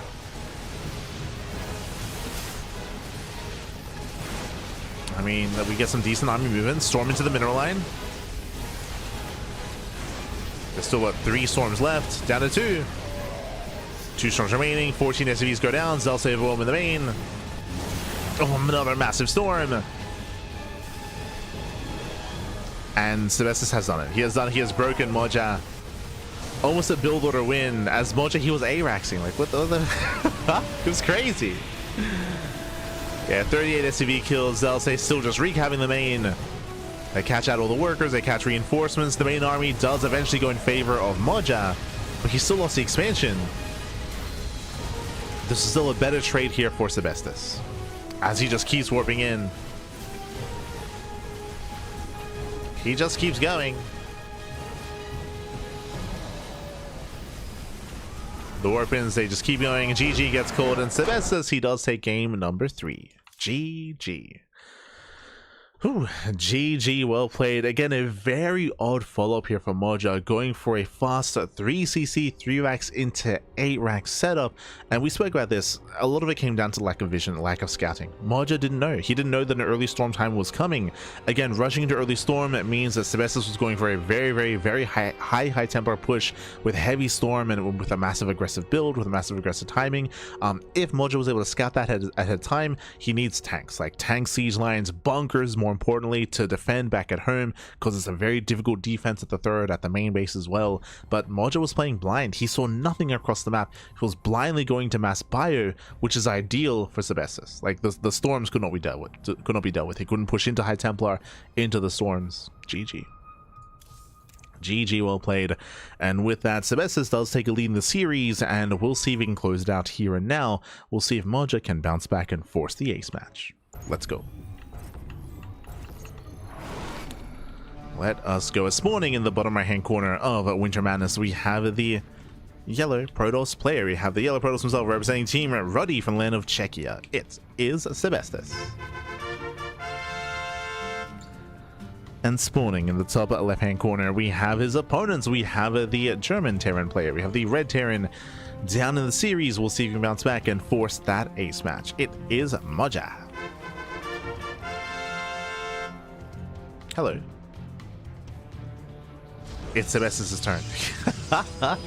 It's the turn of the Protoss, papi. Let's go. Let's go. So we are setting up the proxy across the map.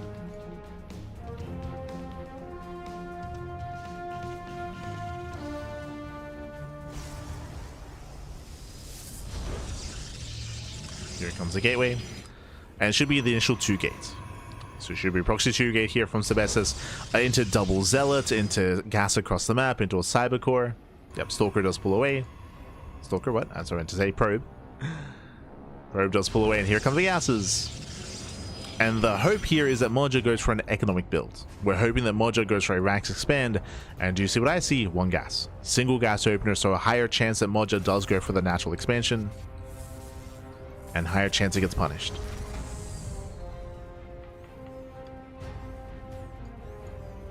Much higher chance.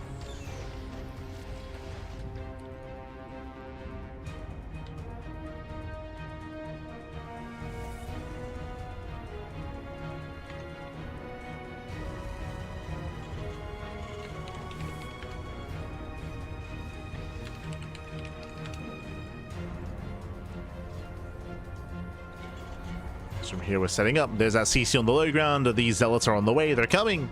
Again, it's going to be 2 Zealots into Stalkers once the Cyber Core is done. So it looks like you might even get a 3rd Zealot. Yeah, 3rd Zealot's on the way. 4th Zealot as well, getting into 4 Zealots, then followed by Stalkers or Adepts. And remember, Moja, 0 scouting. He has 0 scouting information. The Reaper does check the nearby proxy locations, and Moja, he will now confirm. Now he knows, now he sees. It does confirm the gateways. Sebesdes, he has to commit. There's a cancellation. That's what he was hoping for. At least the cancel.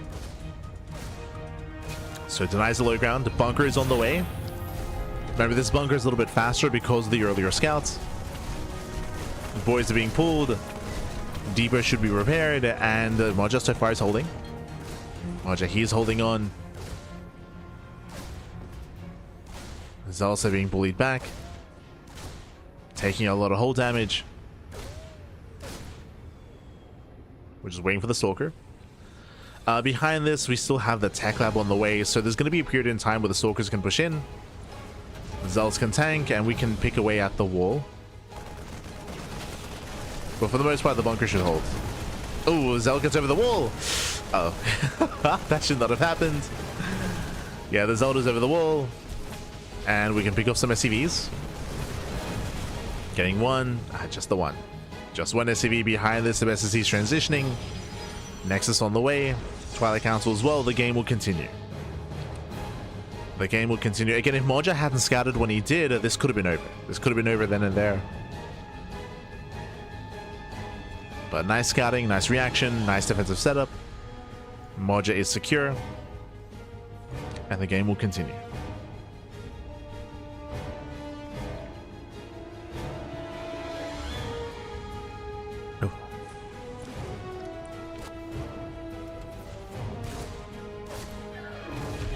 Game does continue.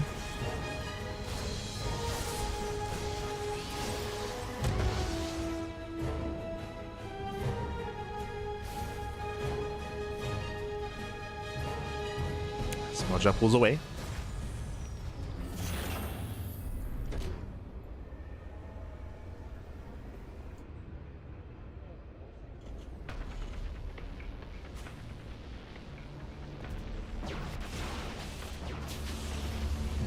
Pulls away. Again, his natural still being delayed. He has to slowly work through it, work towards it. He's getting there.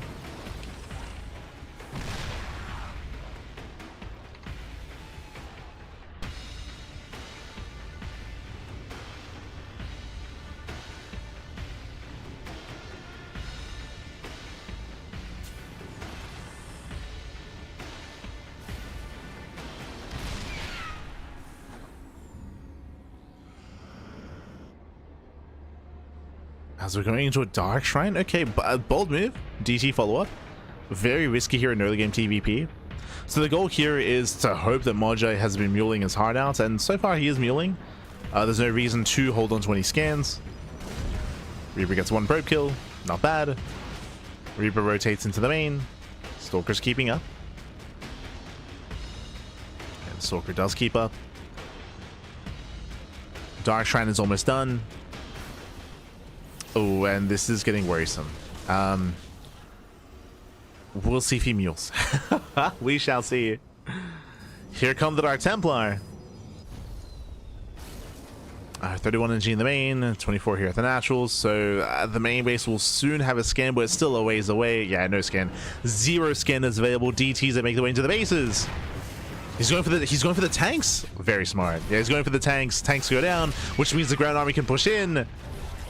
Oh boy. There's 1 tank left. Force field on the ramp, catching out the SCVs. He wants the tank. There's still no scan. Just down.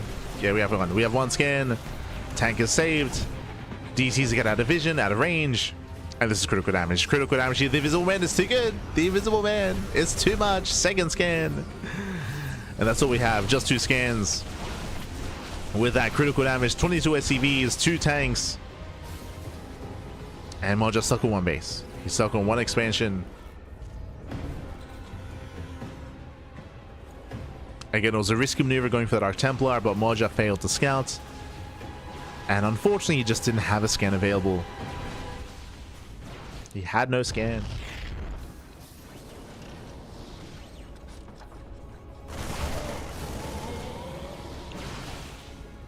He's dealt with. Moja moving down to low grounds. Sebesdes still has to respect this. Pushing back into the mineral line. Once again, denying mining. And should stay out of range of the tank. Okay, just staying out of range.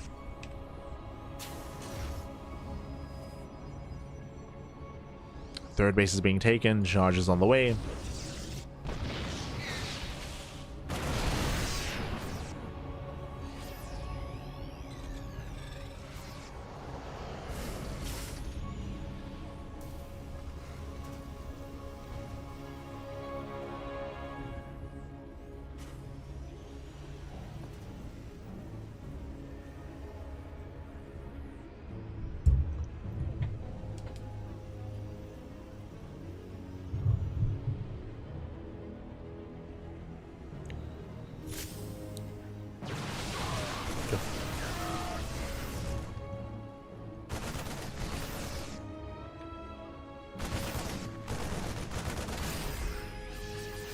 As Moja does break out.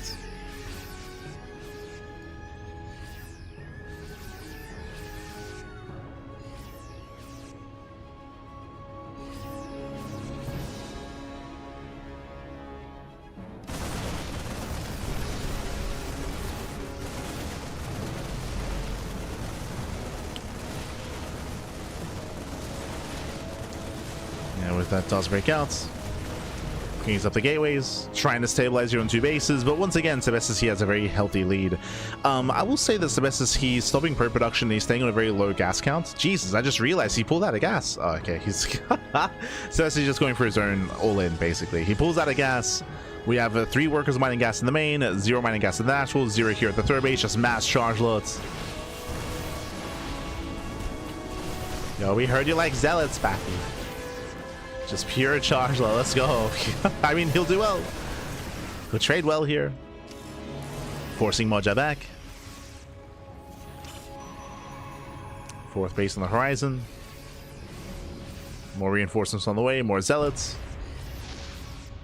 Does he pull in? No. The answer is no. Does not pull into gas. Which is worrisome. Like, the game is lasting a little bit longer. Sebesdes, he was hoping that Moja would all in, and Moja is, to be fair.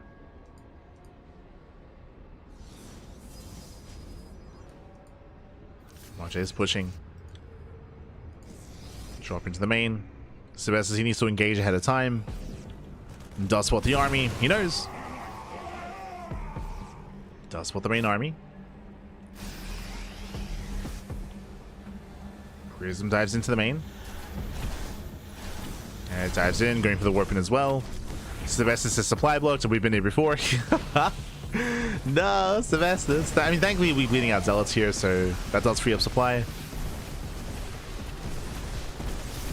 Catching reinforcements. Getting extra warpins. Once again, Sebesdes, he still needs more pylons. But he should still be fine, even with the supply block, which is brutal. He has no pylons on the way. Oh, even losing more. So again, this is becoming closer than it really should. Decent splits here against the mines. Does warp in more charge slots. And Sebesdes will clean up. Yeah, we'll clean up from here. GG gets called. There's just not enough on the ground. And Sebesdes will claim the series 3-1, advancing on to the lower bracket finals. GG. GG, well played, Sebesdes. He will claim the series. He will advance on into those lower bracket finals. Again, shout out to Moja for making it this far in the event and for showcasing a wide breadth of play with some cheese, with some greed, and with some relative standard play as well.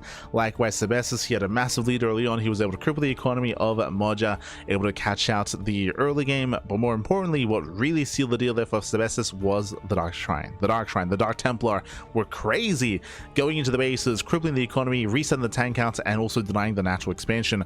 Unfortunately, Moja, he had no scan available. He had just muled, so 0 scans leads into the game, really. I mean, that was game then and there. The game still lasted a little bit longer, of course, but Moja was far behind. GG. GG, well played. Whew. With that, we have our lower bracket finals ready for us. It's going to be a best of 5. One moment here. It's going to be best of 5 here between Sebesdes and Shameless. I do need to set up the players though. Style meatballs. There we go. There we go. I have to set up the players here. Oh, I also have to pay out. Hold on. Do have to pay out.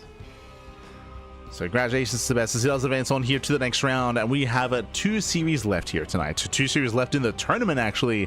Again, we did have GgMachine and Shameless facing off in the upper bracket finals earlier, and that has led here into the lower bracket finals. I will have to update the bracket, though. I will have to... on my mentor. We're going to be going on a short break. And when we come back, we'll have the lower bracket finals and the grand finals thereafter. See you soon after this short break. See you soon. Bye.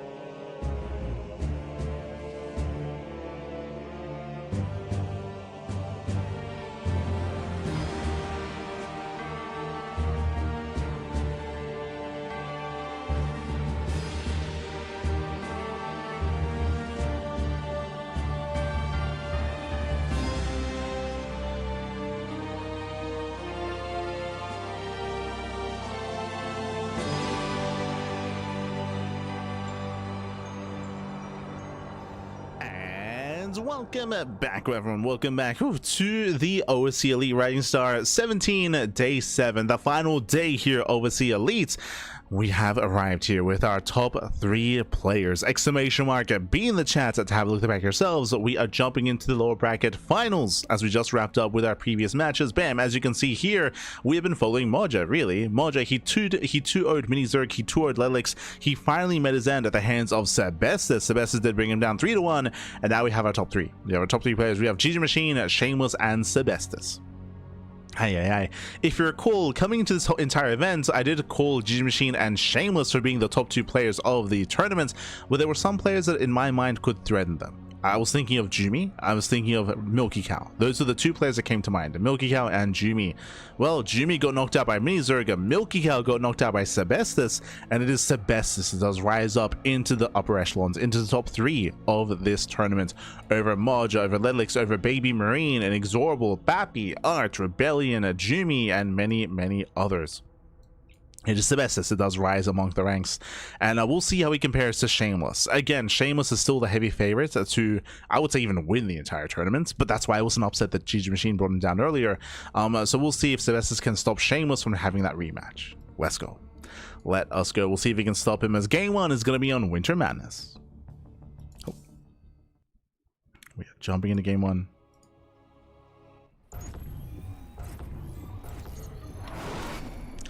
As spawning in the bottom right hand corner of Winter Madness, we have the blue Protoss player. We have the blue Protoss himself representing his new team, Stowny Balls.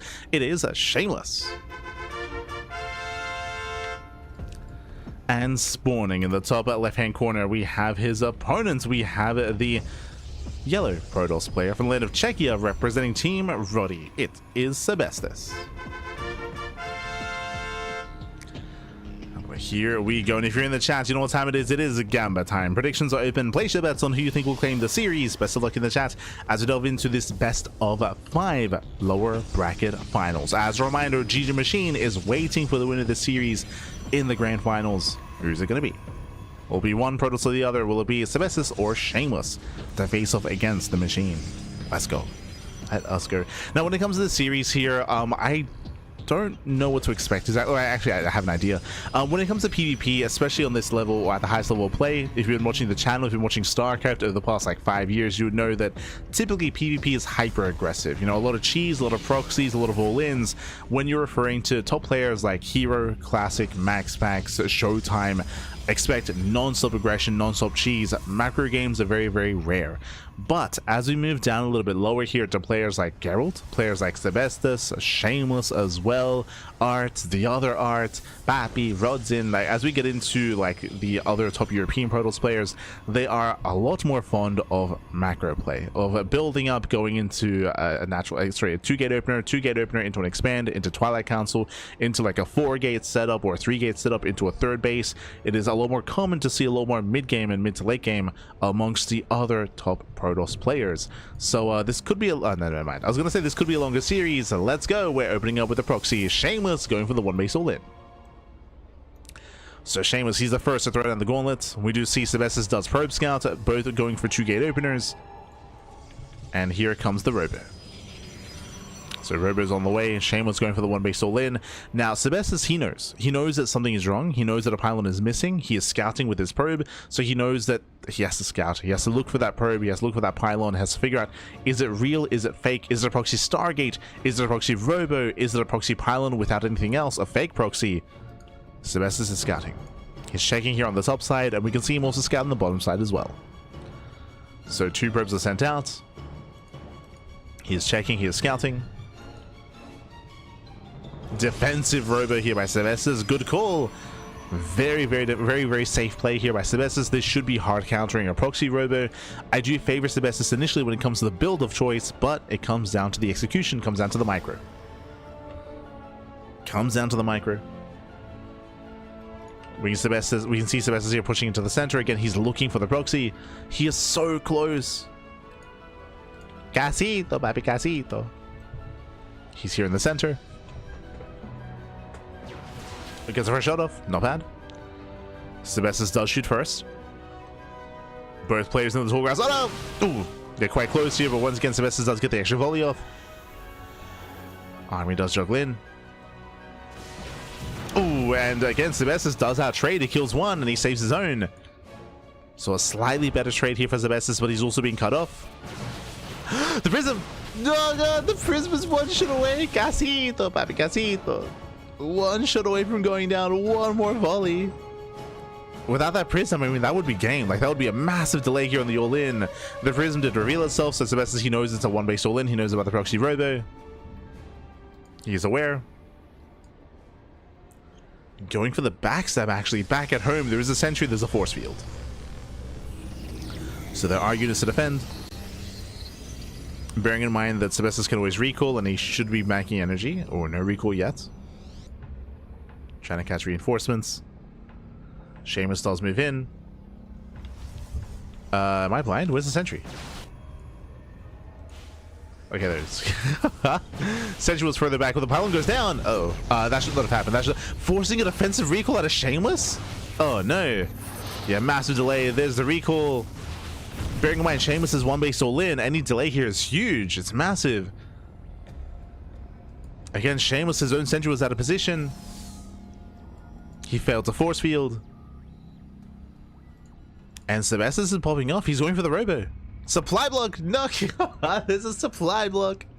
Shameless, he just now starts the pylons. I mean, the reason why there's a supply block is because, remember, a pylon was killed. Remember, there was a pylon here, and it was killed. Sebesdes, I think he still hasn't scouted. He still doesn't know where the robo is. No shot. He still hasn't found the... Otherwise, he could be depowering this. Pylons are finishing. Shameless moving out. Sebesdes coming in from behind. Does hit the main. Stalker's in position. Remember, recall's on cooldown. And he commits into the middle line. Gets one, gets two, gets up to three. Yeah, 3 probe kills. Not quite 4.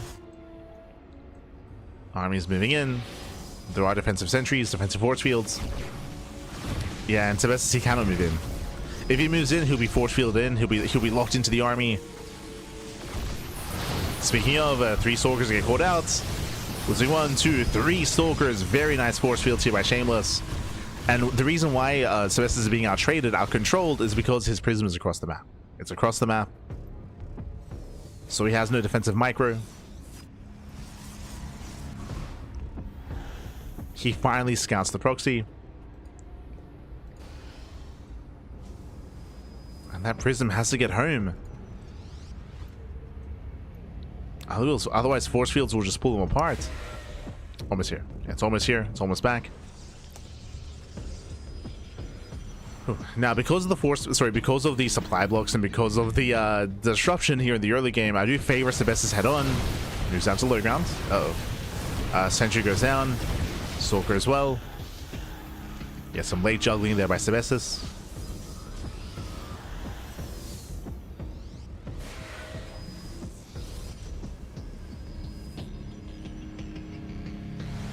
Still very tense. Once again, he moves out with the prism. This is so risky. He's moving out with 2 immortals. He's hoping he can hold the line here at the ramp, and he should be able to with the bare minimum. He's going for the robo.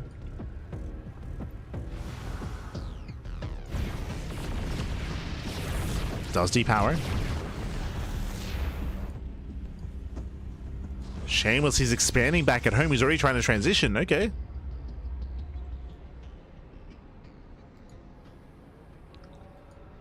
Going for the Nexus, going for the Stargate. Shameless getting further ahead. Oh, there's the recall back home. And he wants that prism. He wants it. Doesn't get it though. But again, now suddenly Shameless is all in. Shameless, he's one base all in. He has to commit across the map. Sebesdes, he has to commit. Shameless is getting further ahead. He's getting up to 2 bases.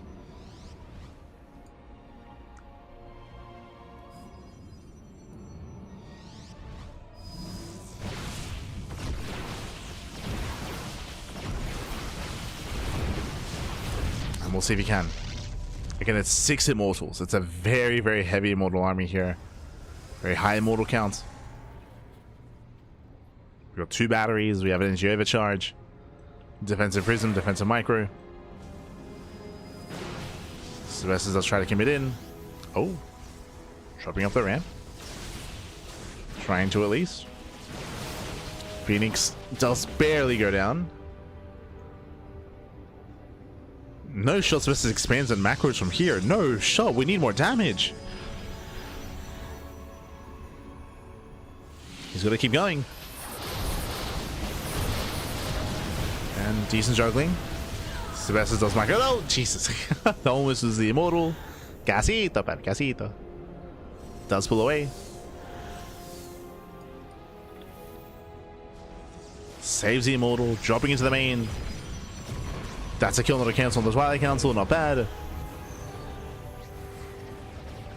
Still very tense. Some chaotic force fields. Very chaotic. Getting another Phoenix.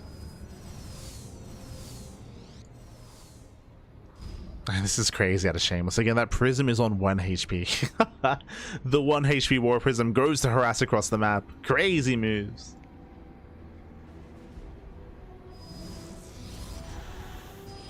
Back at home, there's nothing to defend. There is nothing.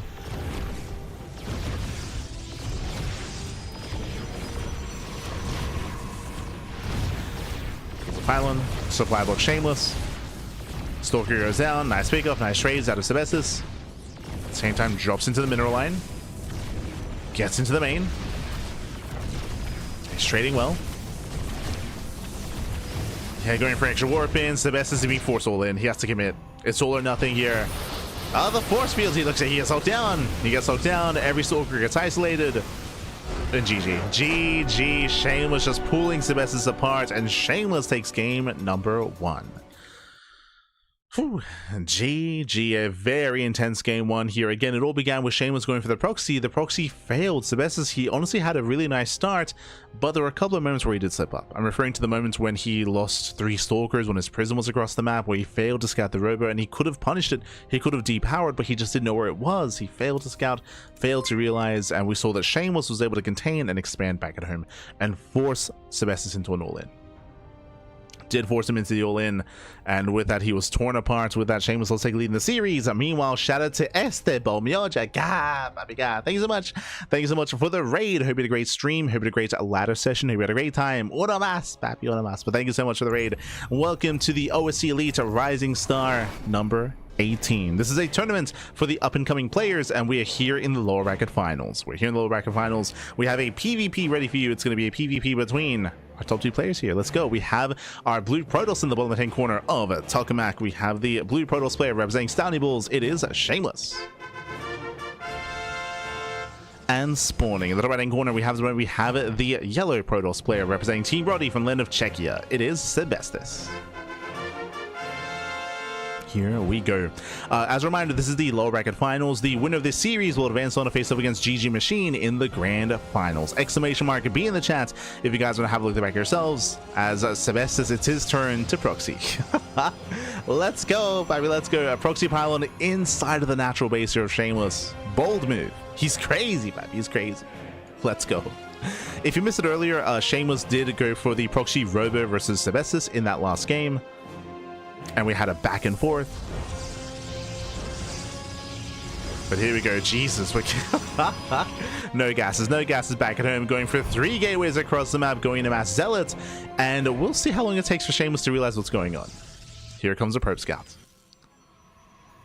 Here comes the initial probe scout. He's moving in. Now, he should recognize, hold up, there's nothing. No gas, no pylon, no gateway. This is crazy. Something weird's going on, and we should be reacting back at home. There we go, 2 gate opener. Everything is proxied.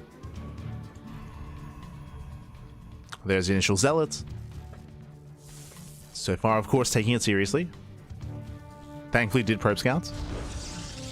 Getting a second pylon. Should be working towards a battery momentarily as well. Bearing in mind that there are still no gases, so it's pure Zealot. Just pure Zealot here from Shameless, sorry, from Sebesdes. As time goes on, we have the Cyber Core, we have gas income, we will have Stalkers and Adepts to work with. Here we go, double Stalker as a follow-up. No battery though, that's a little bit surprising. Zealots are moving in. And it's on Shameless to buy time. To keep everything powered. Stalkers are coming. This first pylon's going to go down, but there's already a second pylon keeping everything powered, so I think Shameless is fine.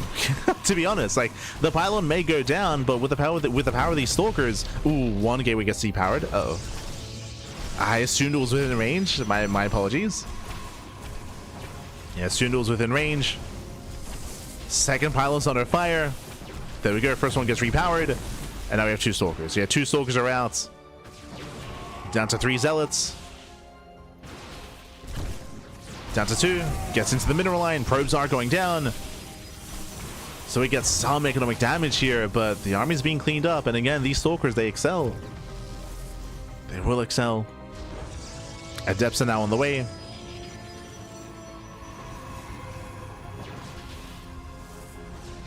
Yeah, unfortunately, this is feeling quite lackluster here for Sebesdes. Like, he's not getting much done. It's a big investment, a big commitment. Now looking to depower. No, he gets trapped. No, he's trapped. No, the Adept. He can't get out. Forced to recall. Forced to recall. I was going to say that we can get Adepts on the other side of the wall and shade into the mineral line. But very unfortunate. Very unfortunate. As everything's going to get depowered. And Sebesdes, it's all falling on his face. He has no production back at home. He has no production. One Adept pops out. Does take some hull damage. Shameless just expands. Sebesdes.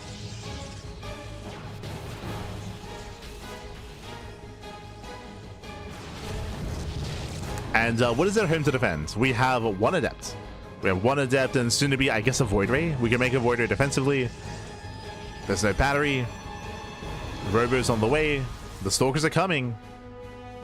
And I think Sebesdes just dies. Like, I'll be honest, like, I don't think he can defend against this. He's supply blocked as well. Now is not the time. He's making an Oracle? He's crazy. How does he die? Even with, I mean, even a Void Ray defense would have been difficult, but the Oracle's insane, Pappy. As the Adepts do shade into the mineral line, they bust in. Boys are being pulled. I feel like these Stalkers should just push into the main as well. Adept does get across the map, but this is very quickly critical damage. Yeah, critical damage is being dealt. Their defense is back at home. Shameless he holds. GG, and Shameless will take a 2-0 lead in the series. The 1G, Pappy, you're an animal. You're an animal. GG, well played. As that was a really odd build here from Sebesdes. I can't recall the last time I've seen proxy 3 gates. Proxy 3 gates mass zealots. Of course, we saw that Shameless, he didn't even scout the proxy, but he did scout across the map, and he saw that there was nothing. He saw that there was nothing back at home, so he did react with his own zealot, his own second pylon, and it was just a really cool and calm and collected reaction there. Didn't even overreact with batteries. I was concerned. I was like, yo, can we defend without a battery here? Apparently so. Just buy a time for the Stalkers and then GG. Then GG, well played. With that, Shameless takes a 2-0 lead in the series, and we are getting into game number 3. Let's go. Going to be loading into 10,000 feet. He had no gateways. If you missed the early game, remember, it was a proxy 3 gate, so he had no gateways at home. He had a Stargate and a Robo, and he went Oracle first. And he was supply blocked as well.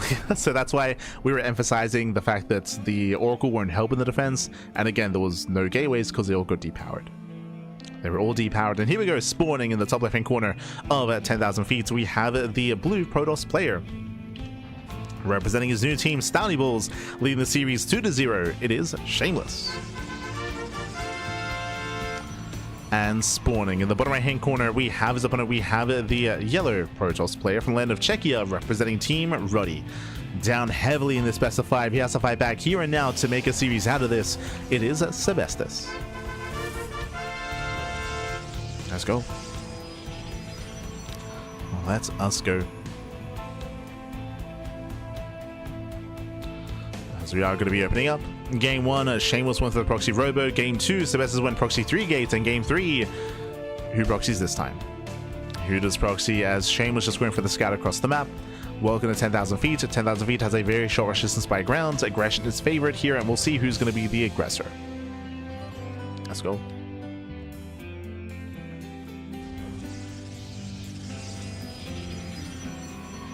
But yes, all the gateways were depowered. But now, 2 gate opener out of Sebesdes, 2 gate opener out of Shameless.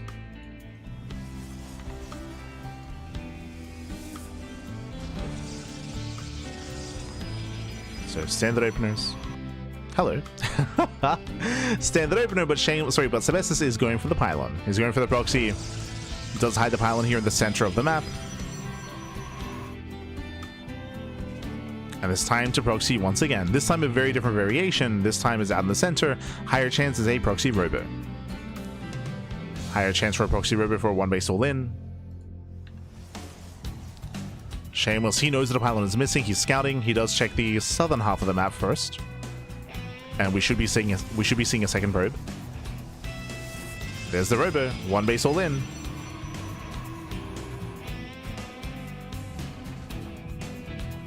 Scout does confirm.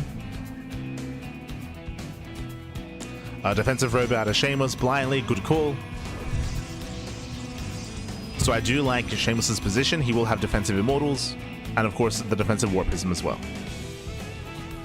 Sebesdes does scout, does confirm. Robo is almost done. Shameless is still scouting. Does check the center location. And he's rallied here towards the center right portion of the map. Adept will check the center left, and he does confirm the robo. Does scout. Shameless, he knows. Now knows what's going on. Immortals are amassing. Sebesdes is getting ready. It is going to be Prism first out of Shameless. This does mean he can counterattack. He can try to hit the main and go for economic damage. He's rallied across.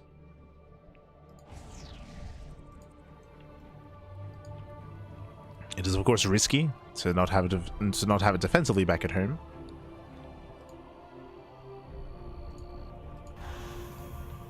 As here comes Shameless. He does have the high ground, of course, has the battery on the way. Immortals being chronoed. It is soon going to be go time for Sebesdes, just waiting for that prism.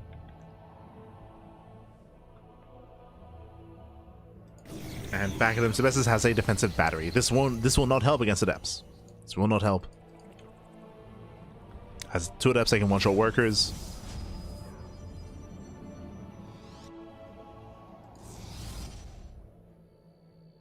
As here come additional Adepts. Sebesdes is moving in. Does move up the ramp. Oh! Going for the pylon. Pylon gets focused down. So far so good. At the same time, Prism does get into the main, and with no target firing. Ooh, yeah, lack of target firing. They're on a move. Lack of control there by Shameless. Does force field the ramp though. But Sebesdes is paying attention. Yeah, he is paying attention. Saves the Immortal. And so far, there's been lackluster here for Shameless. He's been missing shots. Only 2 probe kills. This could have been so much more damage.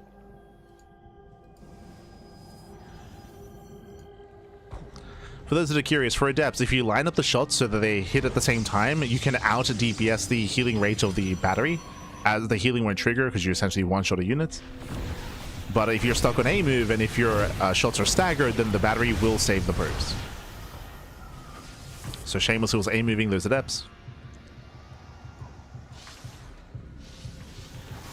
Oh, does get himself with the sentry though. Okay. Does not quite get it though. Does force out a couple of force fields. Shameless can break out. Sebesdes is going for his own Stargate into Phoenixes.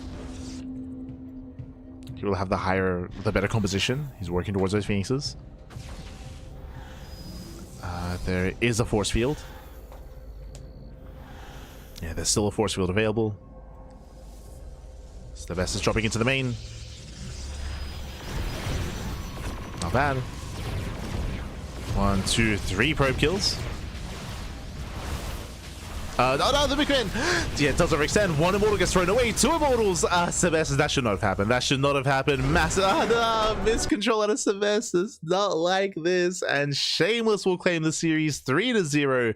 Will advance on into the grand finals. GG. Aye. In a very high pressure situation here for Sebesdes to miscontrol. It looked like he had selected his units and he was pressing a Q on the low ground.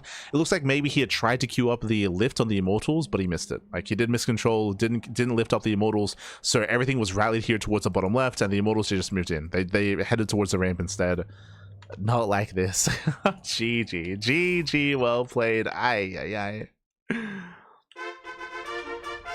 Not like this. As Shameless, he will claim the series 3-0. He will advance on. My condolences to Sebesdes.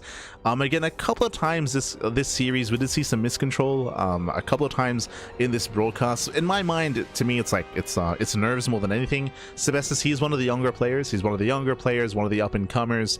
Has been up and coming for quite some time, I will say, but still is, lacking some experience compared to some of these other competitors like Shameless, like GgMachine, and yeah, did a slip up when it mattered most a couple of times, and GG well played with that. Congratulations to Shameless, but a shout out to Sebesdes, because even though he goes down here in this series, he did go far. To make it to the top 3 of this tournament is not easy whatsoever. Sebesdes, he took down some big names to make it this far, to make it all the way to the lower bracket finals, so very well played here to make it here to the top 3 as we are getting ready for the grand finals. Let's go. Let us go. It is going to be a rematch, of course, between Shameless and GgMachine. Un momento. Here we go. It is going to be that rematch. Let's catch up on the brackets. Time to update. This is our like weekly PSA. If you're out there, if you're a fan of StarCraft, and if you want to try to contribute in your own way, there are ways to do so via Wikipedia. Wikipedia is, of course, edited by the people for the people. It is open to editing, just I guess like any wiki, to be fair. So if you happen to be watching some tournaments, and if you notice that the scores are not being updated on Wikipedia, then you can step in and you can help support. You can help update some of those score lines. Bearing in mind that a lot of the more active contributors to Wikipedia are based in Europe, so a lot of them are asleep. Like, this is kind of like the time slots where a lot of them are asleep. That is why tournaments like Picasso Cup, tournaments like Korean StarCraft League, and tournaments like this at times do take a long time to actually get updated on Wikipedia, because a lot of the more active contributors are asleep. They're inactive. But here we go. Exclamation mark. Be in the chat to have a look at the back yourselves, as we do have our grand finals here. Again, as you can see here, GgMachine and Shameless, they did actually face off earlier in the tournament. Shameless, he came in from the upper bracket, taking down MinoVK, taking down Art, taking down Ledlix to make it to the upper bracket finals. Meanwhile, GgMachine took down Rebellion, took down Shino, took down Milky Cow as well. And in the upper bracket finals, it was a very short series, a lot of aggression from both players actually, and GgMachine did take down Shameless initially 3-1 to make it to the grand finals. Meanwhile, Shameless, he just fought his way through that lower bracket match, took down Sebesdes, and now we have the rematch. It's going to be a best of 5 between GgMachine and Shameless, bearing in mind that because GgMachine is coming from the upper bracket, he has a 1-0 score lead. So GgMachine, he will be up 1-0 in the start of the series. We'll see if Shameless can make up for that and recover and actually bounce back. Yeah, bounce back and get his revenge. We'll see if he can pull this off. We'll see if he can make up for that previous series, as we're jumping into game number 1. Going to be loading into 10,000 feet. Let's go. Let us go. Again, this tournament has been running for a couple of months. It's been a couple of months. It's been, what, like 3 months, of course, of OSC Elite, and we now are here to crown our champion. We've made it here to the grand finals, and spawning in the bottom right-hand corner of 10,000 feet, we have the blue Protoss player. We have the blue Protoss representing his new team, representing Stony Bulls. Down in the series, we'll see if he can bounce back and get his revenge. It is Shameless. And spawning in the top left-hand corner, we have the orange Zerg player, also representing Stony Bulls, as they are teammates. It is GgMachine. And if you're in the chat, you know what time it is. It is Gamba time. Pretty sure we're going gas. We're going gas pool before expansion here. Yeah. What is this? A 14-14, 14-13. Hyper aggression here by GgMachine. If you're in the chat, predictions are open. Place your bets on who you think will claim the series. Best of luck, baby. Best of luck. As it is Gamba time. Best of luck with your predictions. Also, very quickly before we get ahead of ourselves, if you're in the chat as well, if you want to support OSC, you can do so via their support. Hold on. All right. Sorry, if you want to support the events, if you want to take part as well, OSC Elite Rising Star number 19, bam, signups are open. Signups are open in the chat, so you can also take part. Remember, this event is restricted, so the top players like Hero, MaxPack, Showtime, Clem, Cyril, Rainer, they're ineligible to compete. This is for the Rising Talent in StarCraft. So if you yourself are rising talents, then yeah, you can take part. Again, signups for OSC Elites number 19 are in the chat. Meanwhile, we're going for the cheese, we're going for the proxy here. Lings are rushing across the map, and we are mining through those patches, and Shameless, he's scouting. Okay, Shameless does scout. Shameless, he does scout, he does confirm, and there's one patch left. There's one patch left to open. Oh no, the Zealot's on the way, he has no units. No. He went for a gate expand into Cybercore, no units, the wall is open. The wall is open. And the Lings are flooding across the map, and now we do have time to plug up that wall. Shameless. We do have to plug it up. I say that the initial probe is going to go down. We just bust in anyway. Okay. Zealot pops out just in time. The Zealot is out, so the probe does arrive in time to plug up that wall. Never mind, there's no money. Yeah, he has no money. He has no resources. Lings, they flood in. They flood into the natural. They're coming for the surround. Oh my god. Yeah, just going for the pylon. Adept is on the way. Can we focus on the pylon in time? Going for the Zealot. Adept will pop. Adept will pop out. Lings, they're going to be forced away. They're going to be zoned away here, but the hatchery is halfway done.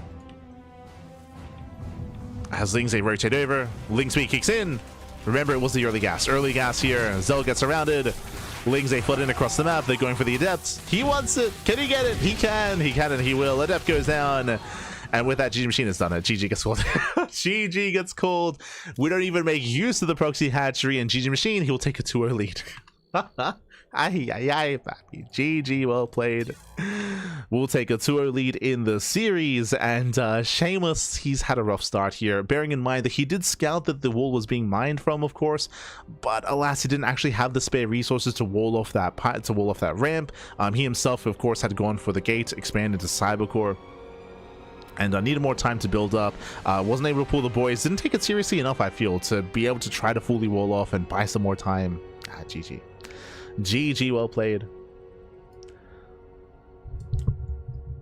Do the gas geysers let single workers clear the patches? Yes. So if you remember, this was originally done on Golden Wall. This was maybe, Jesus, when was Golden Wall in the map rotation? Golden Wall Liquipedia. This would have been what, 2021? Sorry, 2022. So if you remember, Golden Wall was one of the first maps that featured this kind of like section of the map that was cut off from the other side, and Golden Wall was a little bit more extreme. Golden Wall, actually, can I just show this? I think we have the power. We might. Why not? But if you're a little bit newer to StarCraft, if you weren't around for Golden Wall, let's see here. This was in 2022. Bam. Look, it was a fast game, so we have time. So, I'm not really set up for this.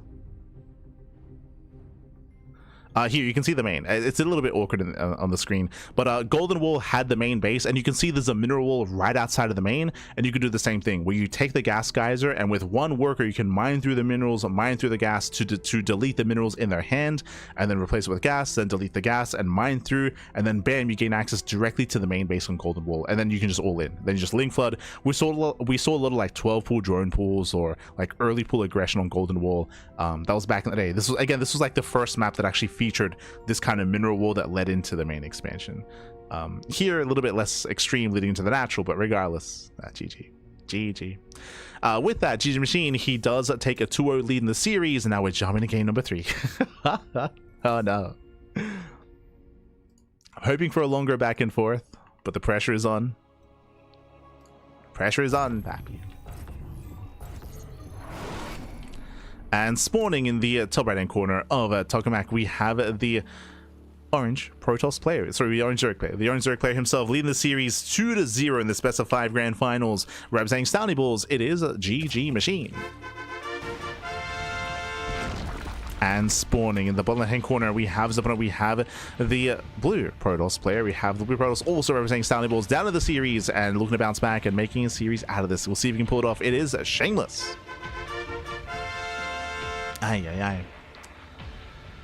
So you got cheese the hell out on 10,000 feet, and we'll see if he can slow things down and embrace the mid game on Tokamak.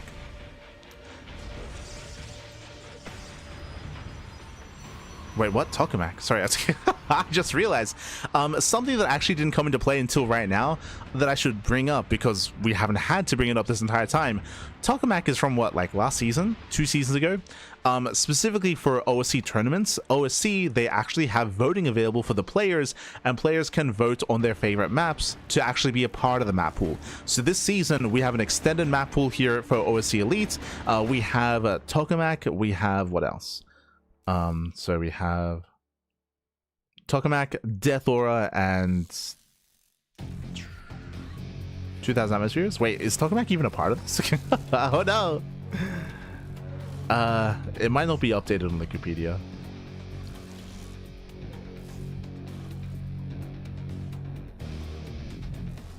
Might not be updated.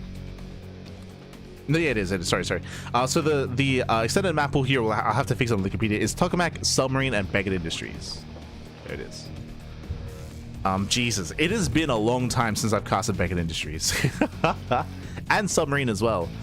Fun fact, if you remember, Beckett Industries and Submarine, they were back-to-back seasons as the rush maps. I think it was Submarine first, which was like the shortest rush system map we've had in years, and then I think the next season was Beckett Industries, or it was the other way around. But both of those maps are hyper-aggressive with incredibly short rush distances, and we'll see if we get there. Likewise, Tokamak was a more macro map. Very defensive, very defensive. We have a secure 3rd and 4th base. The reasoning for this is because of the area in between that is fully walled off. Often on a lot of these maps, this area is open. Here it's closed. Here it's closed, so that means that on a 4-base economy, there's only 2 attack paths, here and here. So you can easily defend on 4 bases with these 2 attack paths in mind. That is why on Tokamak we saw a lot of late game. It's quite easy here to just turtle up and get into Sky Toss. So I do actually favor Shameless here. I do favor Shameless on these larger, more defensive maps, as his win condition is to get into that late game.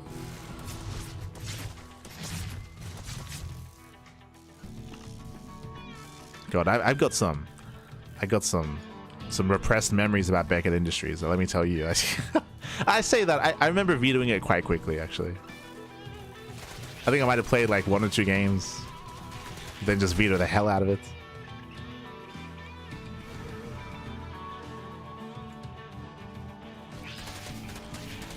Submarine, we actually saw a good amount of matches on. I remember, I think it was Terran versus, was it Terran versus Eggs or Terran versus Eric? The Brazilian Terran player, I mean, called Terran. There were some spicy games on Submarine. Good times, good times.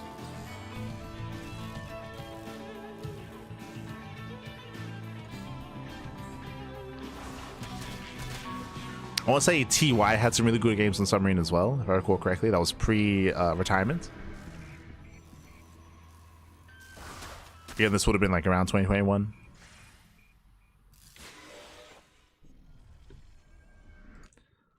For now, though, 3rd base is being taken. It is a Stargate opener into the Oracle. Shameless will gain map control. He'll move out across the map, and he will secure himself on 3 expansions. As opposed to last game, we're actually getting into the mid game. We're getting into the mid game here. We actually have a back and forth. We have our Twilight Council follow-up. We should be looking for a Forge at this point. A 4+1. Oracle gets across the map, gets 1, 2, almost 3. 2 drone kills and 4 Spore Crawlers. Oh my god. Yeah, insane damage early on. I didn't see a Forge. The longer this goes on without a Forge, the higher chance that we see something like Glaives or Charge. Curious. It was a later Twilight Council. It wasn't too early. It wasn't too early, but show us what you got. Blink. Okay, early Blink. No Forge. Now, my assumption this game was that Shameless was going to be greedy. Remember, my assumption was that he was going to be defensive, I should say, to build up on 3 bases, get a 4th expansion, and to get into Sky Toss. But the lack of Forge tells us that he's going to be more aggressive. Lack of Forge, lack of upgrades, late +1, late +2. We're expecting early Blinkstalker aggression, and we're expecting a Gateway Explosion. You can see here, extra gateways are being thrown down. We're getting up to 4 gates, 5. Sorry, 6. So 6 gateways so far. 7. Yeah, we're going into a 3-base all-in. We're going for an 8-gate 3-base all-in. Now, the 8th gateway might be at home, or it might be proxied here to reinforce in the center of the map. But it's a lot of gateways. 7 so far. Typically what this means, no gas. No gases are being taken. It's just going to be a massive all-in from Shameless. Massive all-in. Meanwhile, safety Roach Horn here by GgMachine. He's going for his own... Oh god, he's going for his own Pneumatized Carapace. Who does this favor? Roaches are amassing. Adepts A third in the shade. Again, we're going for the German taxi. GgMachine is going for his own all-in. Cutting workers at 66. Here comes the taxis. They're loading up. Again, no drones at the 4th. And we're all-inning each other. we're all-inning each other, pappy. Let's go. The probe is coming to throw down the reinforcing gateway. Everyone gets caught. Nice catch. Here comes a pylon. Here come the reinforcements. Remember, Shameless is all in. So is GgMachine. Big supply block. Nicely done. Yeah, massive supply block, especially against a Roach heavy composition. We got 5 Overlords on the way. I'll say catch the Adept. Stalkers, they trade well. Remember, they do have Blink. They're trading well against the Roaches.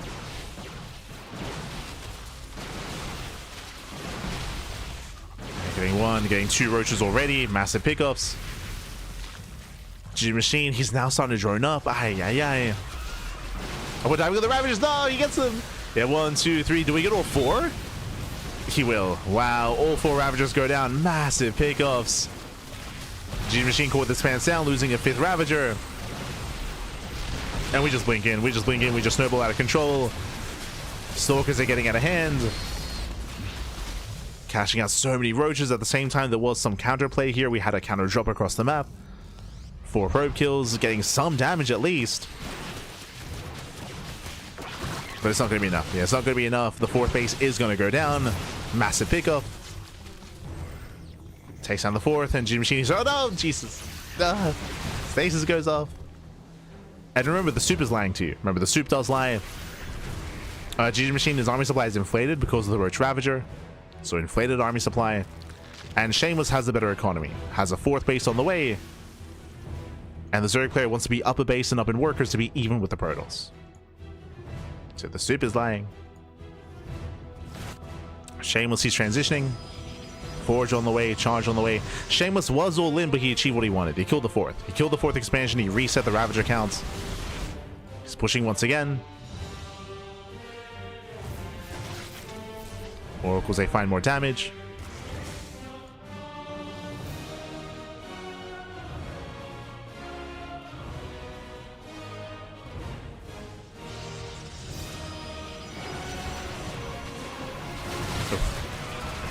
Catching up more Zerglings, and GgMachine, he has to make a choice here. He can't drone up, not from this position, no shot. He's trying to take up into Hydras, but this is an expensive tech transition. It's a delayed all-in out of GgMachine. It's a large army, don't get me wrong, but doesn't scale well, and the longer this goes on, the better it's going to be for Shameless. Shameless out of position, okay. Shameless completely out of position. Bars are connecting. Catching up 4 probes. This base is going to go down. This should not have happened. Does lose the expansion. GgMachine is still in this. He's still in this. Gets an expansion. He has to get out of here. Does have to pull away. Oh. Files a punish.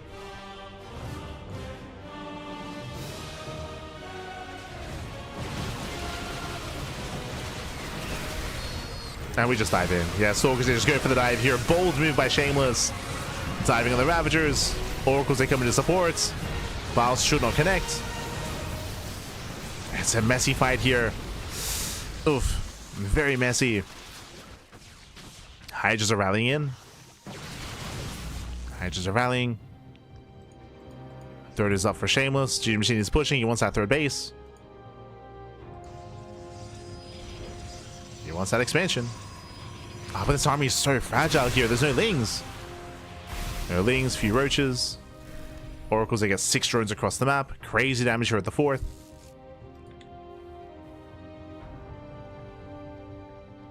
But now that we've built up a decent amount of Hydras here, I do favor GgMachine when it comes to the main fight. Now it's not just Roach Ravager, now we have Hydras. Does have Hydras. And again, no splash damage for Shameless. No Storm, no Colossus. Just pure Blink Stalkers. Does catch a lot of reinforcements, that is true. And he's coming in from behind. He wants those Ravagers. He wants them.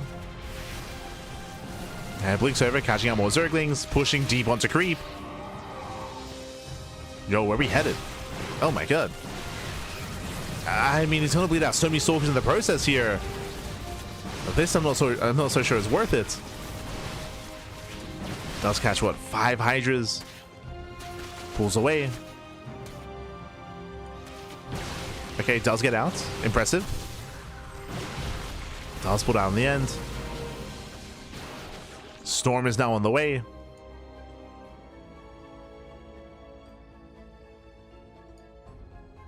It's just very scrappy. It's very scrappy here in the mid game. Shameless still has the greater economy. GgMachine, he's on 61 drones. Oh, that's under 3 base saturation. It's a very low economy here for the Zerg. We spoke earlier that getting into Hydras here is quite expensive. Even more so getting into Lurker tech. GgMachine, he needs a drone. But he doesn't want to. Like, just because of the game state. There is 6 drones are on the way.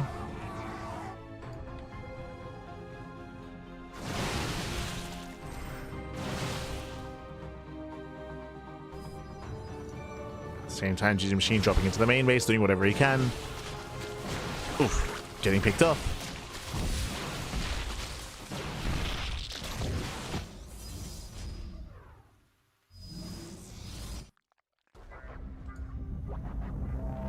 And we're morphing in 8 Lurkers. Now, bearing in mind that 8 Lurkers is nice, but these are lair tech Lurkers. Remember, we don't have the economy for Hive. No Infestation Bit, no Hive tech. Ooh, and here comes the Flea Peak, and we spoke earlier, on this map specifically, it is easy to maintain a 4-base economy, and Shameless is turtling up and going to Sky Toss. Ooh, gets a Lurker, gets 1. Almost 2. Picks off 1 Lurker, Lings him in from behind. Nice catch here, they lock down, what, 5 Stalkers? 6, 7! Oh my god. Yeah, a bunch of Stalkers go down at the same time, they'll orbit into the main. 15 drone kills. Aye. Does he get the lair? No shot. Lair is under fire, down to half HP. It should not go down. And GgMachine will save it. He will barely save it. There's a transfuse just in case. Does save the expansion, but again, that's a lot of damage being dealt in the main base. GgMachine, he already had a low economy, now even more so. Ooh, Lurkers are caught. Oh, High Templar, they do wander in. 2 High Templar thrown away for free. Both players slipping up. Once again, diving on the Templar. Catching out 4 High Templar. Nice Storms. Jesus, going back into the Storm. And those 8 Lurkers down to 0. 0 Lurkers left. They were all thrown away earlier.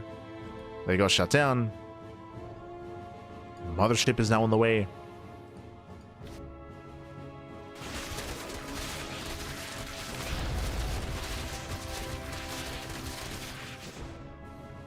To the mothership, working towards +3. Oh no, the Lurkers! No, they caught out again. He gets caught. Lurkers are denied. 6 more being morphed in. War Prism is distracting. And GgMachine is just being pulled apart. As now we're incorporating Tempest, Mothership, Immortal production. The army is now becoming more refined. Now we have Storms. Meanwhile, GgMachine is still stuck on Lair Tech Army, on Roach Hydra.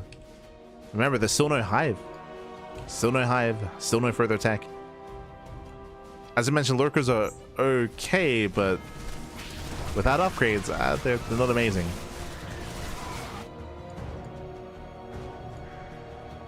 They're quite rough, actually. Now moving in. Does hit the fourth. At the same time, Lings, they do rush in towards the third. Storms are connecting. High Templar exposed. Losing one, losing two. Barely two High Templar go down. Three. Okay, three High Templar full. At the same time, lurkers, they get on top of the expansion. There's the recall. And does cloak in time. Oh my god, that is crazy. He cloaks in time. He saves the expansion. The Nexus is saved. We're chasing down the lurkers. And there's no escaping this. Oh, no detection though. No detection. Oh my god. Yeah, massive lurker shots going off. There we go. Observer has arrived, and that's going to be every lurker going down. GG. Shameless fights back. Shameless puts a point on the board. Whew. GG, well played. A very chaotic and a very intense game here. Again, it all began with Shameless going for the 8 gate, but GgMachine went for a 3 base German taxi. So both players, they all leaned into each other. We saw that Shameless took the better trade. He was able to reset the Ravager count, get onto the main army, kill the 4th expansion, and Shameless took an economic lead, and he never lost it. Shameless, he was ahead economically the entire game. GgMachine, he was all in and he failed to do damage every time he tried to. Every time he did, he was also sustaining losses back at home, and he couldn't tech up. He couldn't build up into the mid game, into the late game. GgMachine, he was left behind. He was left behind. It was outscaled. And with that, we have a series. We have a back and forth. We are loading into game number 4. We're going to be loading into our next map. Let's go. Let us go. I think this is one of the older maps. Wow, it has been years. I can't recall the last time I casted on this map. We're going to be loading into Submarine. Again, I believe this was in the map rotation in 2021. I have to double check though, because I said the same thing about one of the previous maps. But let's go. Spawning in the bottom right hand corner of a Submarine. We have the blue Protoss player. We have the blue Protoss player himself. Representing Stowny Balls, does put a point on the board, and can he bounce back? Can he recover? It is Shameless.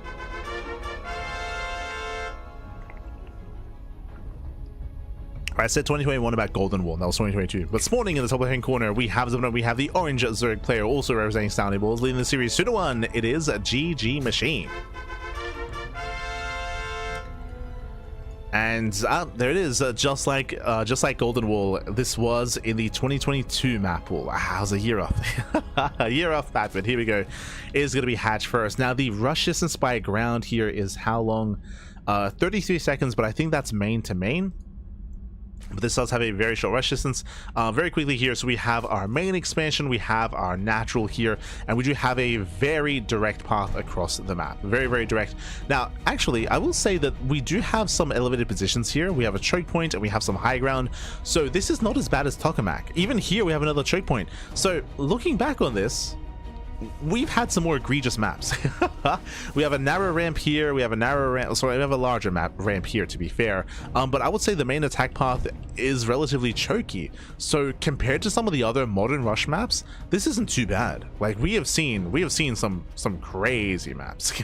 But again, a shorter rush distance by ground. We'll see how aggressive our players plan on being. Once again, if you're looking at this, if you're like, hold on, why are we playing on Submarine? It's been years since Submarine was in the map pool. Sorry, my apologies. Submarine was in the map pool in 2020 to 2021. Okay. So we were on the money there with the timing, with the year. So 2020 to 2021. That was 6 years ago. That's crazy, man. That's crazy. 6 years. God, but this map was notorious for being hyper aggressive. But looking at it now, like, there are more aggressive maps, like Tourmaline. Like, this map ain't got nothing on Tourmaline, to be honest. We're going for a Ling Flood. We're going for a Ling Flood here. GgMachine does cut workers early. The boys are being pulled. We're going for a Ling Flood, a drone pull here across the map. Again, as I mentioned, this map was known for aggression, and Shameless, he is going to be moving up with the Adept, and so far he has seen nothing. He's not aware. He sees some Lings, at least, but he doesn't see the drones. The boys are coming. Adept is out of position. Oh no, the surround! No, the Lings are coming for the surround. They try to catch out the Adept. It does barely slip away. At the same time, though, the pylon is exposed and we're going straight for the pylon. If the pylon goes down, that's the end of the game. He's going for that pylon. Adept does spawn in just in time. Ooh, drones do surround. Yeah, nice surround there, nice setup. Drones are getting low. Adept barely does slip away. Can he break through? Can he ever will? Adept goes down. Yeah, barely takes down the Adept. Lings are floating forward. But in the end, the boys hold. Yeah, the boys do hold. Probes that they hold, they survive. He fully walls off. And with that, Shameless takes the lead. He's holding, Bappy. He's holding on. Adept is caught. I say he's holding. Yeah, there's one Adept here on the low ground. Oracle does survive as well, does pop. And these things are going to be shut down. Yeah, they should be shut down here. We're even saving the energy on the Oracle. More Lings have arrived. Again, this is just a heavy Ling count, and the drone count is non-existent. Barely any workers back at home. GgMachine was completely all in, and he has failed to break through. Again, if he had gotten on top of the pylon, if he had killed it, if he had got the surround of the Adept earlier, there were a couple of key moments where he just barely did not get the surround. And GgMachine is in a rough position. Looking rough.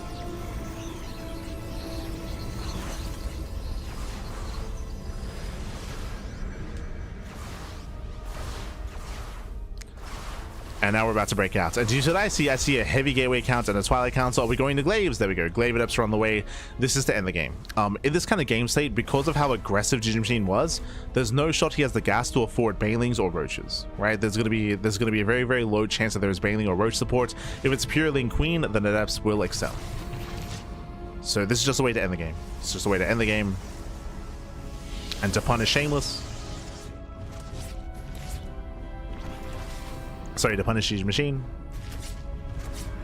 It's a way to punish. Second gas is on the way. Again, GgMachine, he needs gas income here. Does need his gases. Third base not being taken.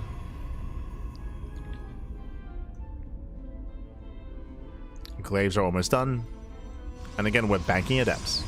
Oh, supply block. Yeah, a bit of a supply block does slow down Shameless. Does slow him down a little bit. Here comes the extra warp ins, and we have 12 Adepts are moving out. And again, no Roaches, no Banelings, purely Ling Queen defense. This should kill. This should just kill across the map. Again, punishing GgMachine for the failed Ling Flood. GgMachine, he's hoping to surround. He's banking up a lot of Lings.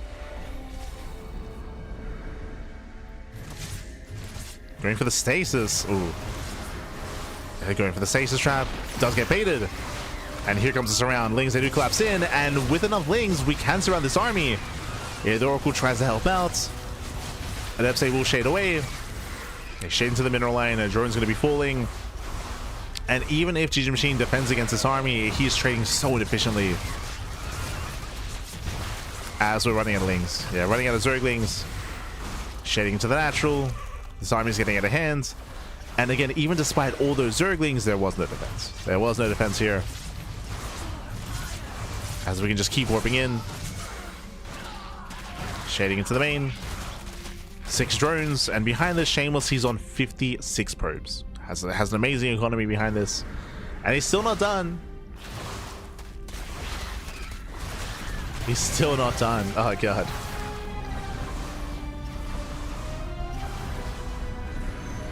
There's the recall. Oh. Shameless does overextend. Losing his Oracle. Adepts say recall back home. Behind this, we have the Temple Archives into Archons into Storm. Storm is going to be on the horizon. And GgMachine, he went down to 29 drones. It's a 1.5 base economy. Aye, aye, aye. Barely any workers. There's no battery, but yeah, we have a defensive Archon.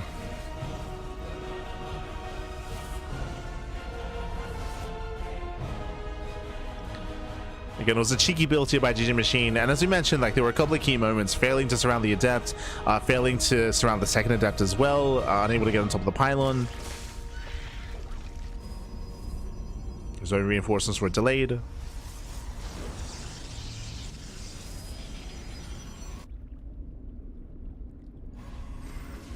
And we can see the GgMachine, he is massing up Hydras early on. He's going for an all-in. But it's just a really weird all-in. Like, it's off of a very low economy. It's very delayed. But it's all that GgMachine can do is build up something Hydra and push across the map. Wouldn't even need Archons to defend. Just pure Adept would be fine. Storm was not researched, so my apologies. No Storm. Just purely Archons. Just the Archons.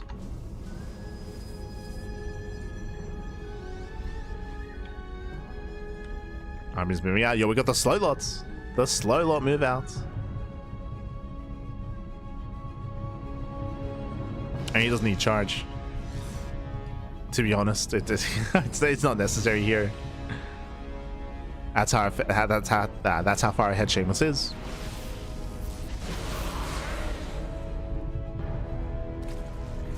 As Ling Army will come to him anyway. Gonna charge that complete, diving on the Hydras, and with that he will overwhelm. The boys are being pulled. Boys are being pulled into the charge lots. GG gets called, and we are going to the ace match. Ooh, GG. And GG, well played. We're tied up 2-2, and we're going all the way to game number 5 here. We're going to the ace match. Again, a cheeky build here by GgMachine, but Shameless did shut him down, and now this all ends in the ace match. In game 5, it all ends on Winter Madness. Let's go. Let us go. We're going back to the current map pool, to modern era of StarCraft, and we're loading into one of the larger maps as well. Ooh, I mentioned this earlier. I mentioned this on Tokamak, but I do favor the Protoss on these larger maps. So the pressure is on the Zerg. Let's jump in. Spawning in the bottom right hand corner of Winter Madness, we have the blue Protoss player, the blue Protoss player himself, representing Stowny Balls, fighting back and tying up the series and forcing the ace match. It is Shameless. And spawning in the top left hand corner, we have his opponents. We have the orange Zerg player, also representing Stowny Balls, as they are good friends, they are teammates.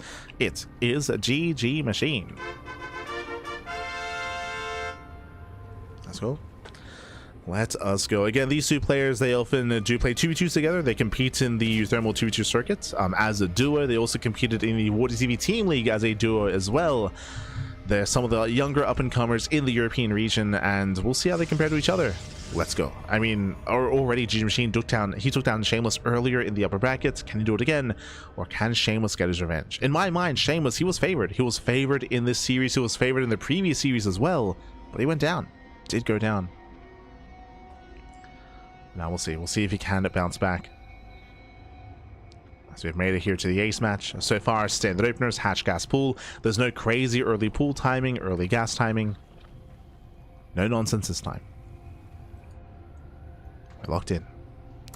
Now, once again, to reiterate what we mentioned previously, but Winter Madness is a larger map of the map pool, longer rush distance by ground, has a secure 2, 3, and 4 base setup.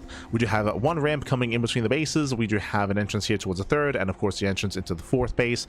For the most part, though, is very secure, very stable, and we often do see a lot of mid to late game on Winter Madness. And that is where I do favor Shameless.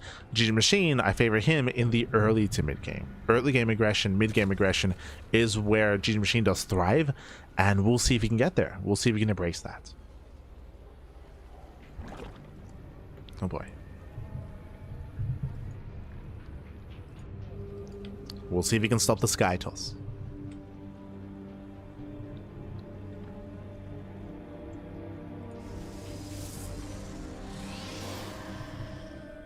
So now we are building up. Now, bearing in mind that Shameless has shown us this series that he's willing to be aggressive. We saw Glavedep's last game, which was punishing the cheese, to be fair. We also saw 8 gates blink on Tokamak, which was a surprise to me. True. Like, Tokamak, we spoke about how it's very defensive, but he did go for his own 3-base all-in. Is he willing to go for an 8-gate here? That would be surprising. But he's already done it once. He's done it once in the series.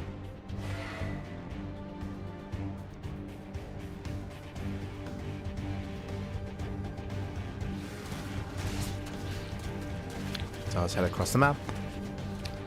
getting eyes on GgMachine. Behind is just going for the Stargates into Oracle into the 3rd expansion. Everything's looking normal.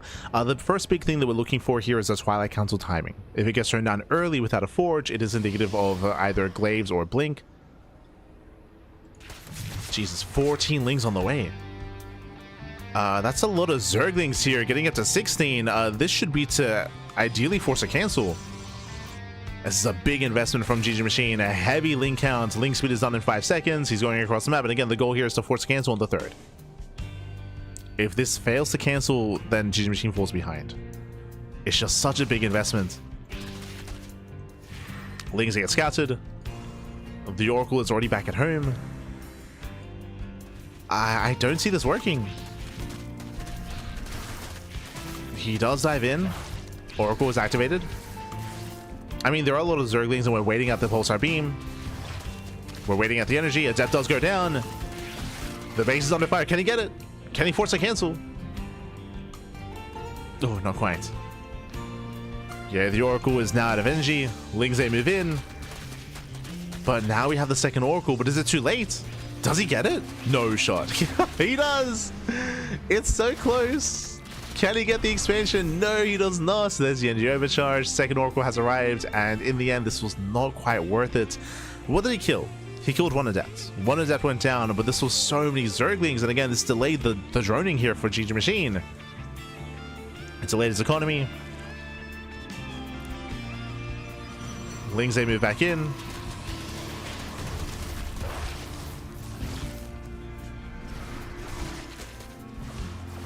Yeah, Lings are being denied. The Oracle picks it across the map, and I believe did get eyes on saturation. And we had this with a Void Ray. Void Ray into Robo. A very odd follow-up here. No upgrade, no Forge.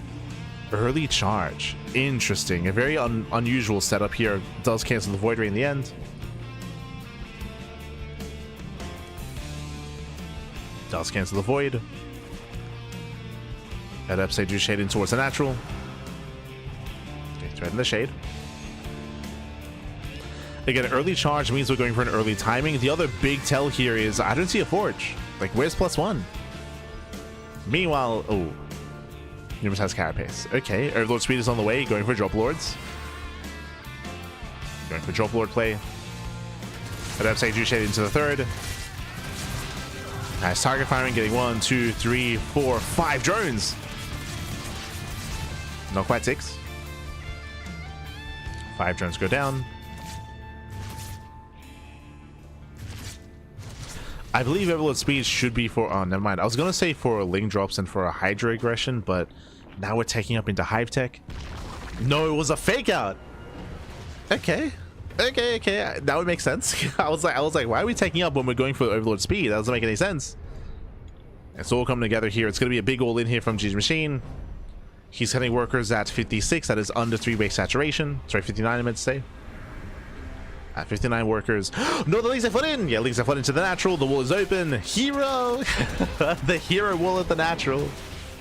The wall was not a wall. Yeah, Lings get a surround. They get 1. They get 2 stalkers. Just the 1. Was this worth it? There's a lot of Zerglings. They get 2 probes. 2 probes go down. Here we go. Ling drop into the main base. More Hydras are amassing. Remember, GgMachine is all in. He's choosing not to drone and choosing not to tech. Observer confirms. Yeah, Observer does confirm no drones. Here come the defensive warpins. No additional batteries. Drop into the main. Within vision. Yeah, no reaction from Shameless. The Lings, they slip in. Yeah, very late reaction. Oof. This is getting out of hand. Lings, they can just pick up.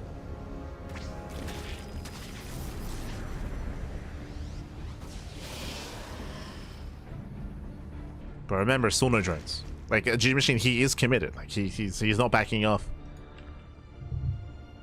He's not second guessing himself. He's going for a big all-in. As we assumed, like as we mentioned, like on Winter Madness, Protoss players are favored in the late game.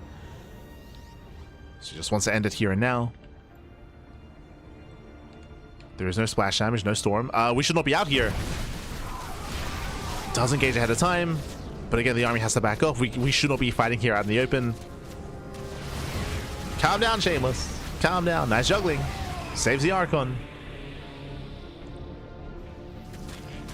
Drop back into the main. Now headed for the natural. Hydras, they do wedge themselves in between the bases. We need more charge lots here. Yeah, we need more charge lots. Archons are getting low. One Archon goes down. Miscontrol there by Shameless. Does lose one, does lose two. Yeah, the Prism doesn't pick up. Some heavy losses, but at the same time, where are those charge lots? Where are the reinforcements? Now trying to move in. A messy fight here from both players, from Shameless. But we're running out of Hydras. Yeah, we're running out of Hydras. Takes down a third Archon. Prism goes down as well. Takes down the final Archon. So a messy fight from the Protoss. Very messy. But remember, the longer this game goes on, the better it is for Shameless. Shameless, he still has 4 bases. He still has the better economy. So again, that base could have been a lot more efficient, could have been a lot more cleaner. There's a world where Shameless defends without losing a single Archon.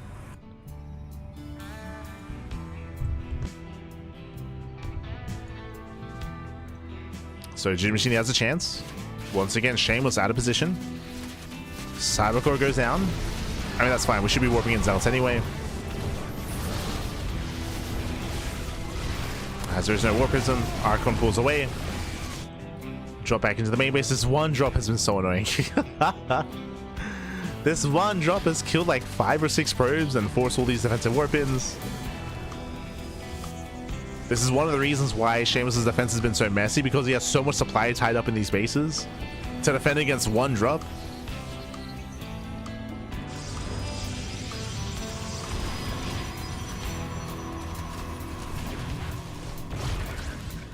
But the reality is, even though this has been a very messy defense out of Shameless, and even here losing a Stalker, the main army is looking terrifying.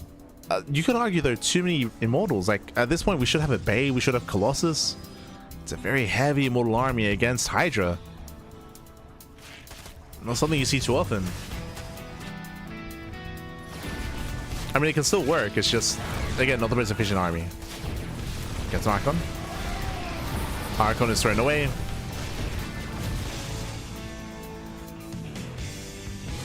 The job finally gets cleaned up. It took so long. Nice force fields. Yeah, we're locking down the army. Hydras are going down. Yeah, rough losses here for GgMachine. He started stepping in. Gets the Archon at least.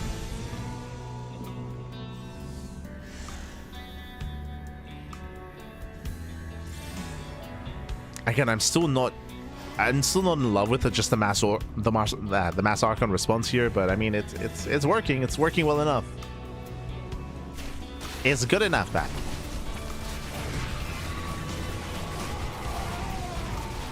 Oh, GgMachine gets stuck in the A move. Hydras, they do waddle into towards the natural. Forcing the recall once again. Messy defense here from Shameless. Zealots, they do get across the map. Okay, not bad. Zealots get across. Immortals, they defend. GgMachine, he's making this work, by the way. He is pulling Shameless apart. Can he break down the expansion? Can he kill the 4th? He shouldn't be able to. Nah, no shot. No shot. Storm is now done. I think this army is now much stronger now. He's got the storms. Yeah, first storm is used. First storm sends away. Such a beefy army here. Immortal High Templar. Immortal Storm. Oh, double storm on the main army. High Templar exposed.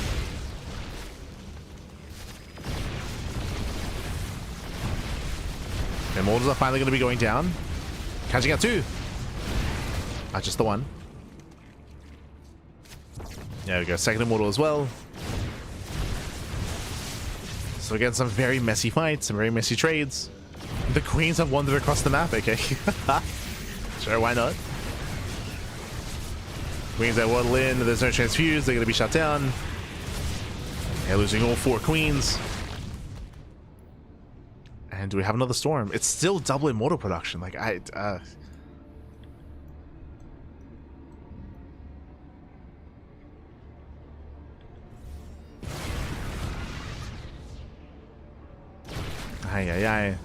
Shameless banking up a lot of resources, a lot of gas specifically.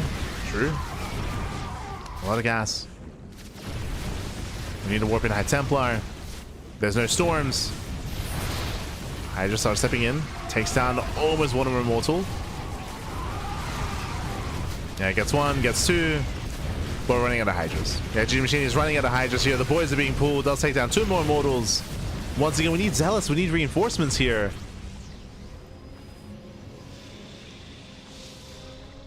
He needs more of a gateway competition.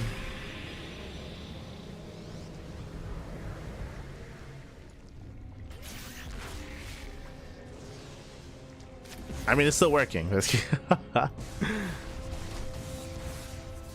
Wings, they do flood in. Sip into the main. Forcing a defensive warp in. Nice time with the High Templar. Templar goes down. Still 0 storms. Wings are cleaned up.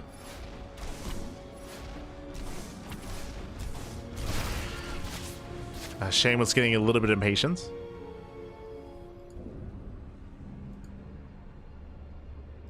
He has to calm down. GgMachine, he's going to be transferring workers. He is still not droned, by the way. Bear that in mind, but he's just transferring workers, maintaining a 3-base economy or an under 3-base economy. Rebuilding his Ling Hydra. As you mentioned, like, this army composition from Shameless has been very odd. It's been very, I would say, inefficient. Going into Mass Immortal against Ling Hydra. But I mean, he's still holding, he's still barely surviving. And he's gathering more High Templar. We're just waiting for the storms.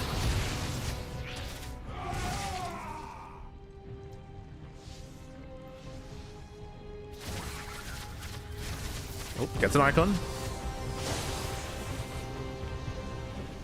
So we get a nice storm, softening up the army.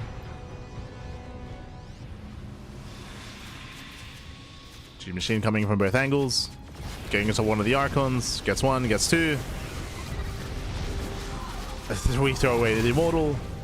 Once again, these are expensive losses here for GgMachine. Sorry, for Shameless. Expensive. Getting another High Templar.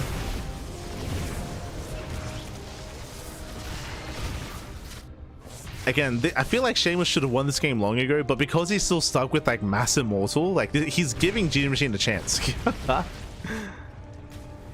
Like, even here, we're catching more immortals, or at least we're hoping to. Okay, very nice Zealot run by. Oh, this might be the nail in the coffin. Zealots are getting across the map. Drones are going down. Critical damage. Remember, GgMachine, he barely had any drones to begin with, and now 13 drones go down. Shameless, he's doing it.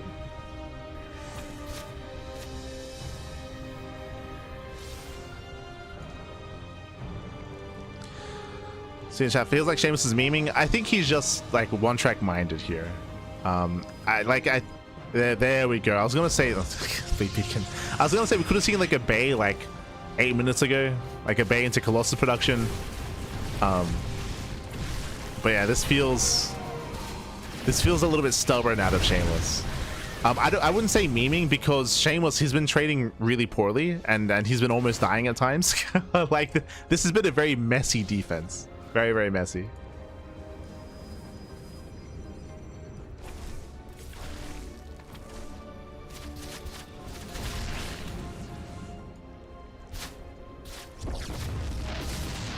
So especially in the ace match of the finals, I don't think he would intentionally like try to clown.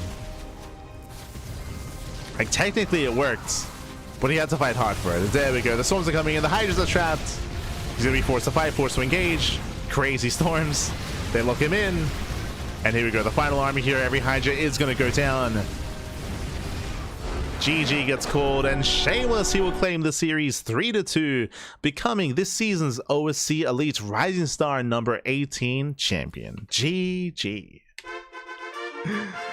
GG, well played. Again, very messy play here from Shameless towards the end, being stuck on Mass Immortal, and we saw him bleeding out Archons, bleeding out Immortals, bleeding out his War Prism as well. GgMachine, he was out trading, he was out controlling. That is true, he was out controlling, but what was important, what was the most important thing here was the economy. Even though Shameless was trading inefficiently, he had the greater economy. He had 4 bases up and running faster. He had a higher probe count, so he could afford some bad trades. He could afford some bad trades. He can afford some bad fights. He was still able to retain his immortal count for the most part throughout the course of the majority of the game, so he could still kind of maintain that defense. And GG. GG, well played. In the end, GgMachine, he was outscaled throughout this game as he had no economy to fall back on. He had no bases. He had no drones. He had nothing left. GG. GG, well played. GgMachine still 0 upgrades. Oh yeah, he was all in, right? Like, just to reiterate, GgMachine, he had no intention of going into a longer game. That's why he had no economy, he had no upgrades, he had no bases. Like, he had no longevity in that game. The longer it was going on, the better it was for Shameless. But that's also why, like, the weird composition from Shameless was helping GgMachine stay in the game longer, but not quite enough to win him the game. GG. GG, well played. With that, congratulations. Again, Shameless, he will claim the series. He does pull off the reverse sweep. He was down 2-0, by the way. Great. He was down 2-0, and he wins 3 games in a row with the reverse sweep here in favor of Shameless. And with that, he is our champion. He does win in the rematch. Does finally take down GgMachine. GG. Again, a very intense tournament here. It was what, 3 months? 3 months of StarCraft. We have crowned our champion, Shameless. He did come in as the favorite player. I will say though that GgMachine did pose a threat, and he even beat him in the first round in the upper bracket, which was very surprising, very impressive. So I'm very impressed here by GgMachine to win that first series and to make it to the finals and to force the ace match at a Shameless. Very impressive play here, very impressive play. Again, they're both good friends. They're both teammates. They're both 2v2 partners as well. Shameless, he has had stronger results as of late. GgMachine, he's still rising up. He's still rising.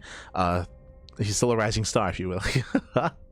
But with Shameless winning this, fun fact, I think Shameless might soon graduate. I want to say that if a player wins is at 4 rising star events, then they graduate. This is the first one, actually. Oh, never mind, this is the first one for Shameless, so he is still in this. I was just checking here, and it was young Yakov. He did graduate recently, as he did win most of these OSC Rising Star tournaments. But that's why there's no Yakov. He graduated, but Shameless is his first win, his first Rising Star win. GG. Congratulations. Congratulations. With that, we are going to be wrapping up here for the morning. When it comes to the rest of our schedule, let's quickly catch up on the brackets very quickly here. As you can see, we do have the rest of our schedule. We're going to be live later on tonight with what? With GSL CK. If you're unfamiliar, GSL did return at the start of the year, and we've been casting it on a regular basis over on Soup, over on the Soup platform. That is like the Korean equivalent to Twitch. It is Afrika. Afrika rebranded as Soup a couple of years ago. And GSL has been running over there. We've been casting it live in English, of course, and that's going to be later on tonight in around 8.5 hours. 8.5 hours time, we're going to be live with GSL. We will be rebroadcasting the VOD on Twitch in a couple of days time. So it's going to be live tonight on Soup. It'll be the VOD will be rebroadcasted here on Twitch and YouTube in a couple of days. So so if you don't watch it live, you'll be able to watch the VOD a little bit later on. Again, if you don't know what GSL CK is, that's GSL Champions Korea. It is a team league format. Week 1 was Maru versus Hero, where Maru drafted a team and Hero drafted a team, and then they faced off in a pro league format and an all-kill format as well with their 2 teams. Then week 2 was Solar and Classic, I want to say. Was it Solar and Classic? I'll have to double check. It was Solar and someone. Yes, it was Team Solar and Team Classic. That was last time. And now this week, our team captains are, I think we already have confirmation. The team captains this week are going to be Team Rogue and Team Shin. Oh, okay, we're splitting up the Zerg players. So Team Rogue and Team Shin, that's going to be later on tonight. Again, the draft is going to be live. They're going to be drafting live, drafting amongst all the top players in Korea. So we have Bunny, Byeon, Kyor, Maru, Classic, Creator, Hero, SOS, Zaun, Rogue, Shin, and Solar. So we have all the top players in Korea are going to be available, and they're going to be drafting their teams tonight, facing off in that team league format. So this is going to be later on tonight, of course. Again, we'll be live on Soup. We'll be live here on Twitch in a couple of days. couple of days time. Meanwhile, we have Pigstar Cup. Pigstar Cup is going to be tomorrow morning. We have the Team Liquid, the TLMC 22 finalist stream tomorrow night. Bearing in mind that the finalists are about to be revealed, and once they do, we'll be live. We'll be live with that TLMC stream. We have the Pwnecast on Thursday. We have Kung Fu Cub, KSL, MSO, and STC. Plenty of content. We cast more StarCraft than anyone else out there. I'm giga tired. I'm going to go sleep for as much as I can before GSL. I'll try to be well rested. I'll do my best. Get as much sleep as possible. So look forward to it. Otherwise, we'll see you guys later on tonight for GSL, or we'll see you tomorrow for Pigstar Cup. We'll see for one or the other. When it comes to the main season of GSL, it should be starting up towards the end of the month. So do look forward to GSL Season 1 for 2026. Will be on the horizon. We most likely won't be casting that live, but we'll be casting it via replays most likely for the main GSL season. That'll be casted by like Tasteless and State and the regulars over in Korea. Should be casted by the regulars. Otherwise, stick around. We're going to be giving another StarCraft streamer a raid. Who is live at the moment? We have Dave, Patty Mac, we have Practice X. We'll find someone. We'll find someone to send everyone over to. Otherwise, I'm going to go pass out. I'm going to go get some food and then get some sleep before GSL. Otherwise, thanks for watching. If you want to support us, you can do so via the Patreon, !Patreon in the chat. You'll get a link to our Patreon page, of course, to support our tournaments on a regular basis, to help grow our tournaments as well. It is all to help grow the scene, to help support the players and support StarCraft. So if you want to do so, Patreon is the place to be. Otherwise, thanks for watching, and we'll see you guys next time. Until then, ciao, papi ciao, hasta luego. Thanks for watching. See you next time. And congratulations to Shameless. Congratulations.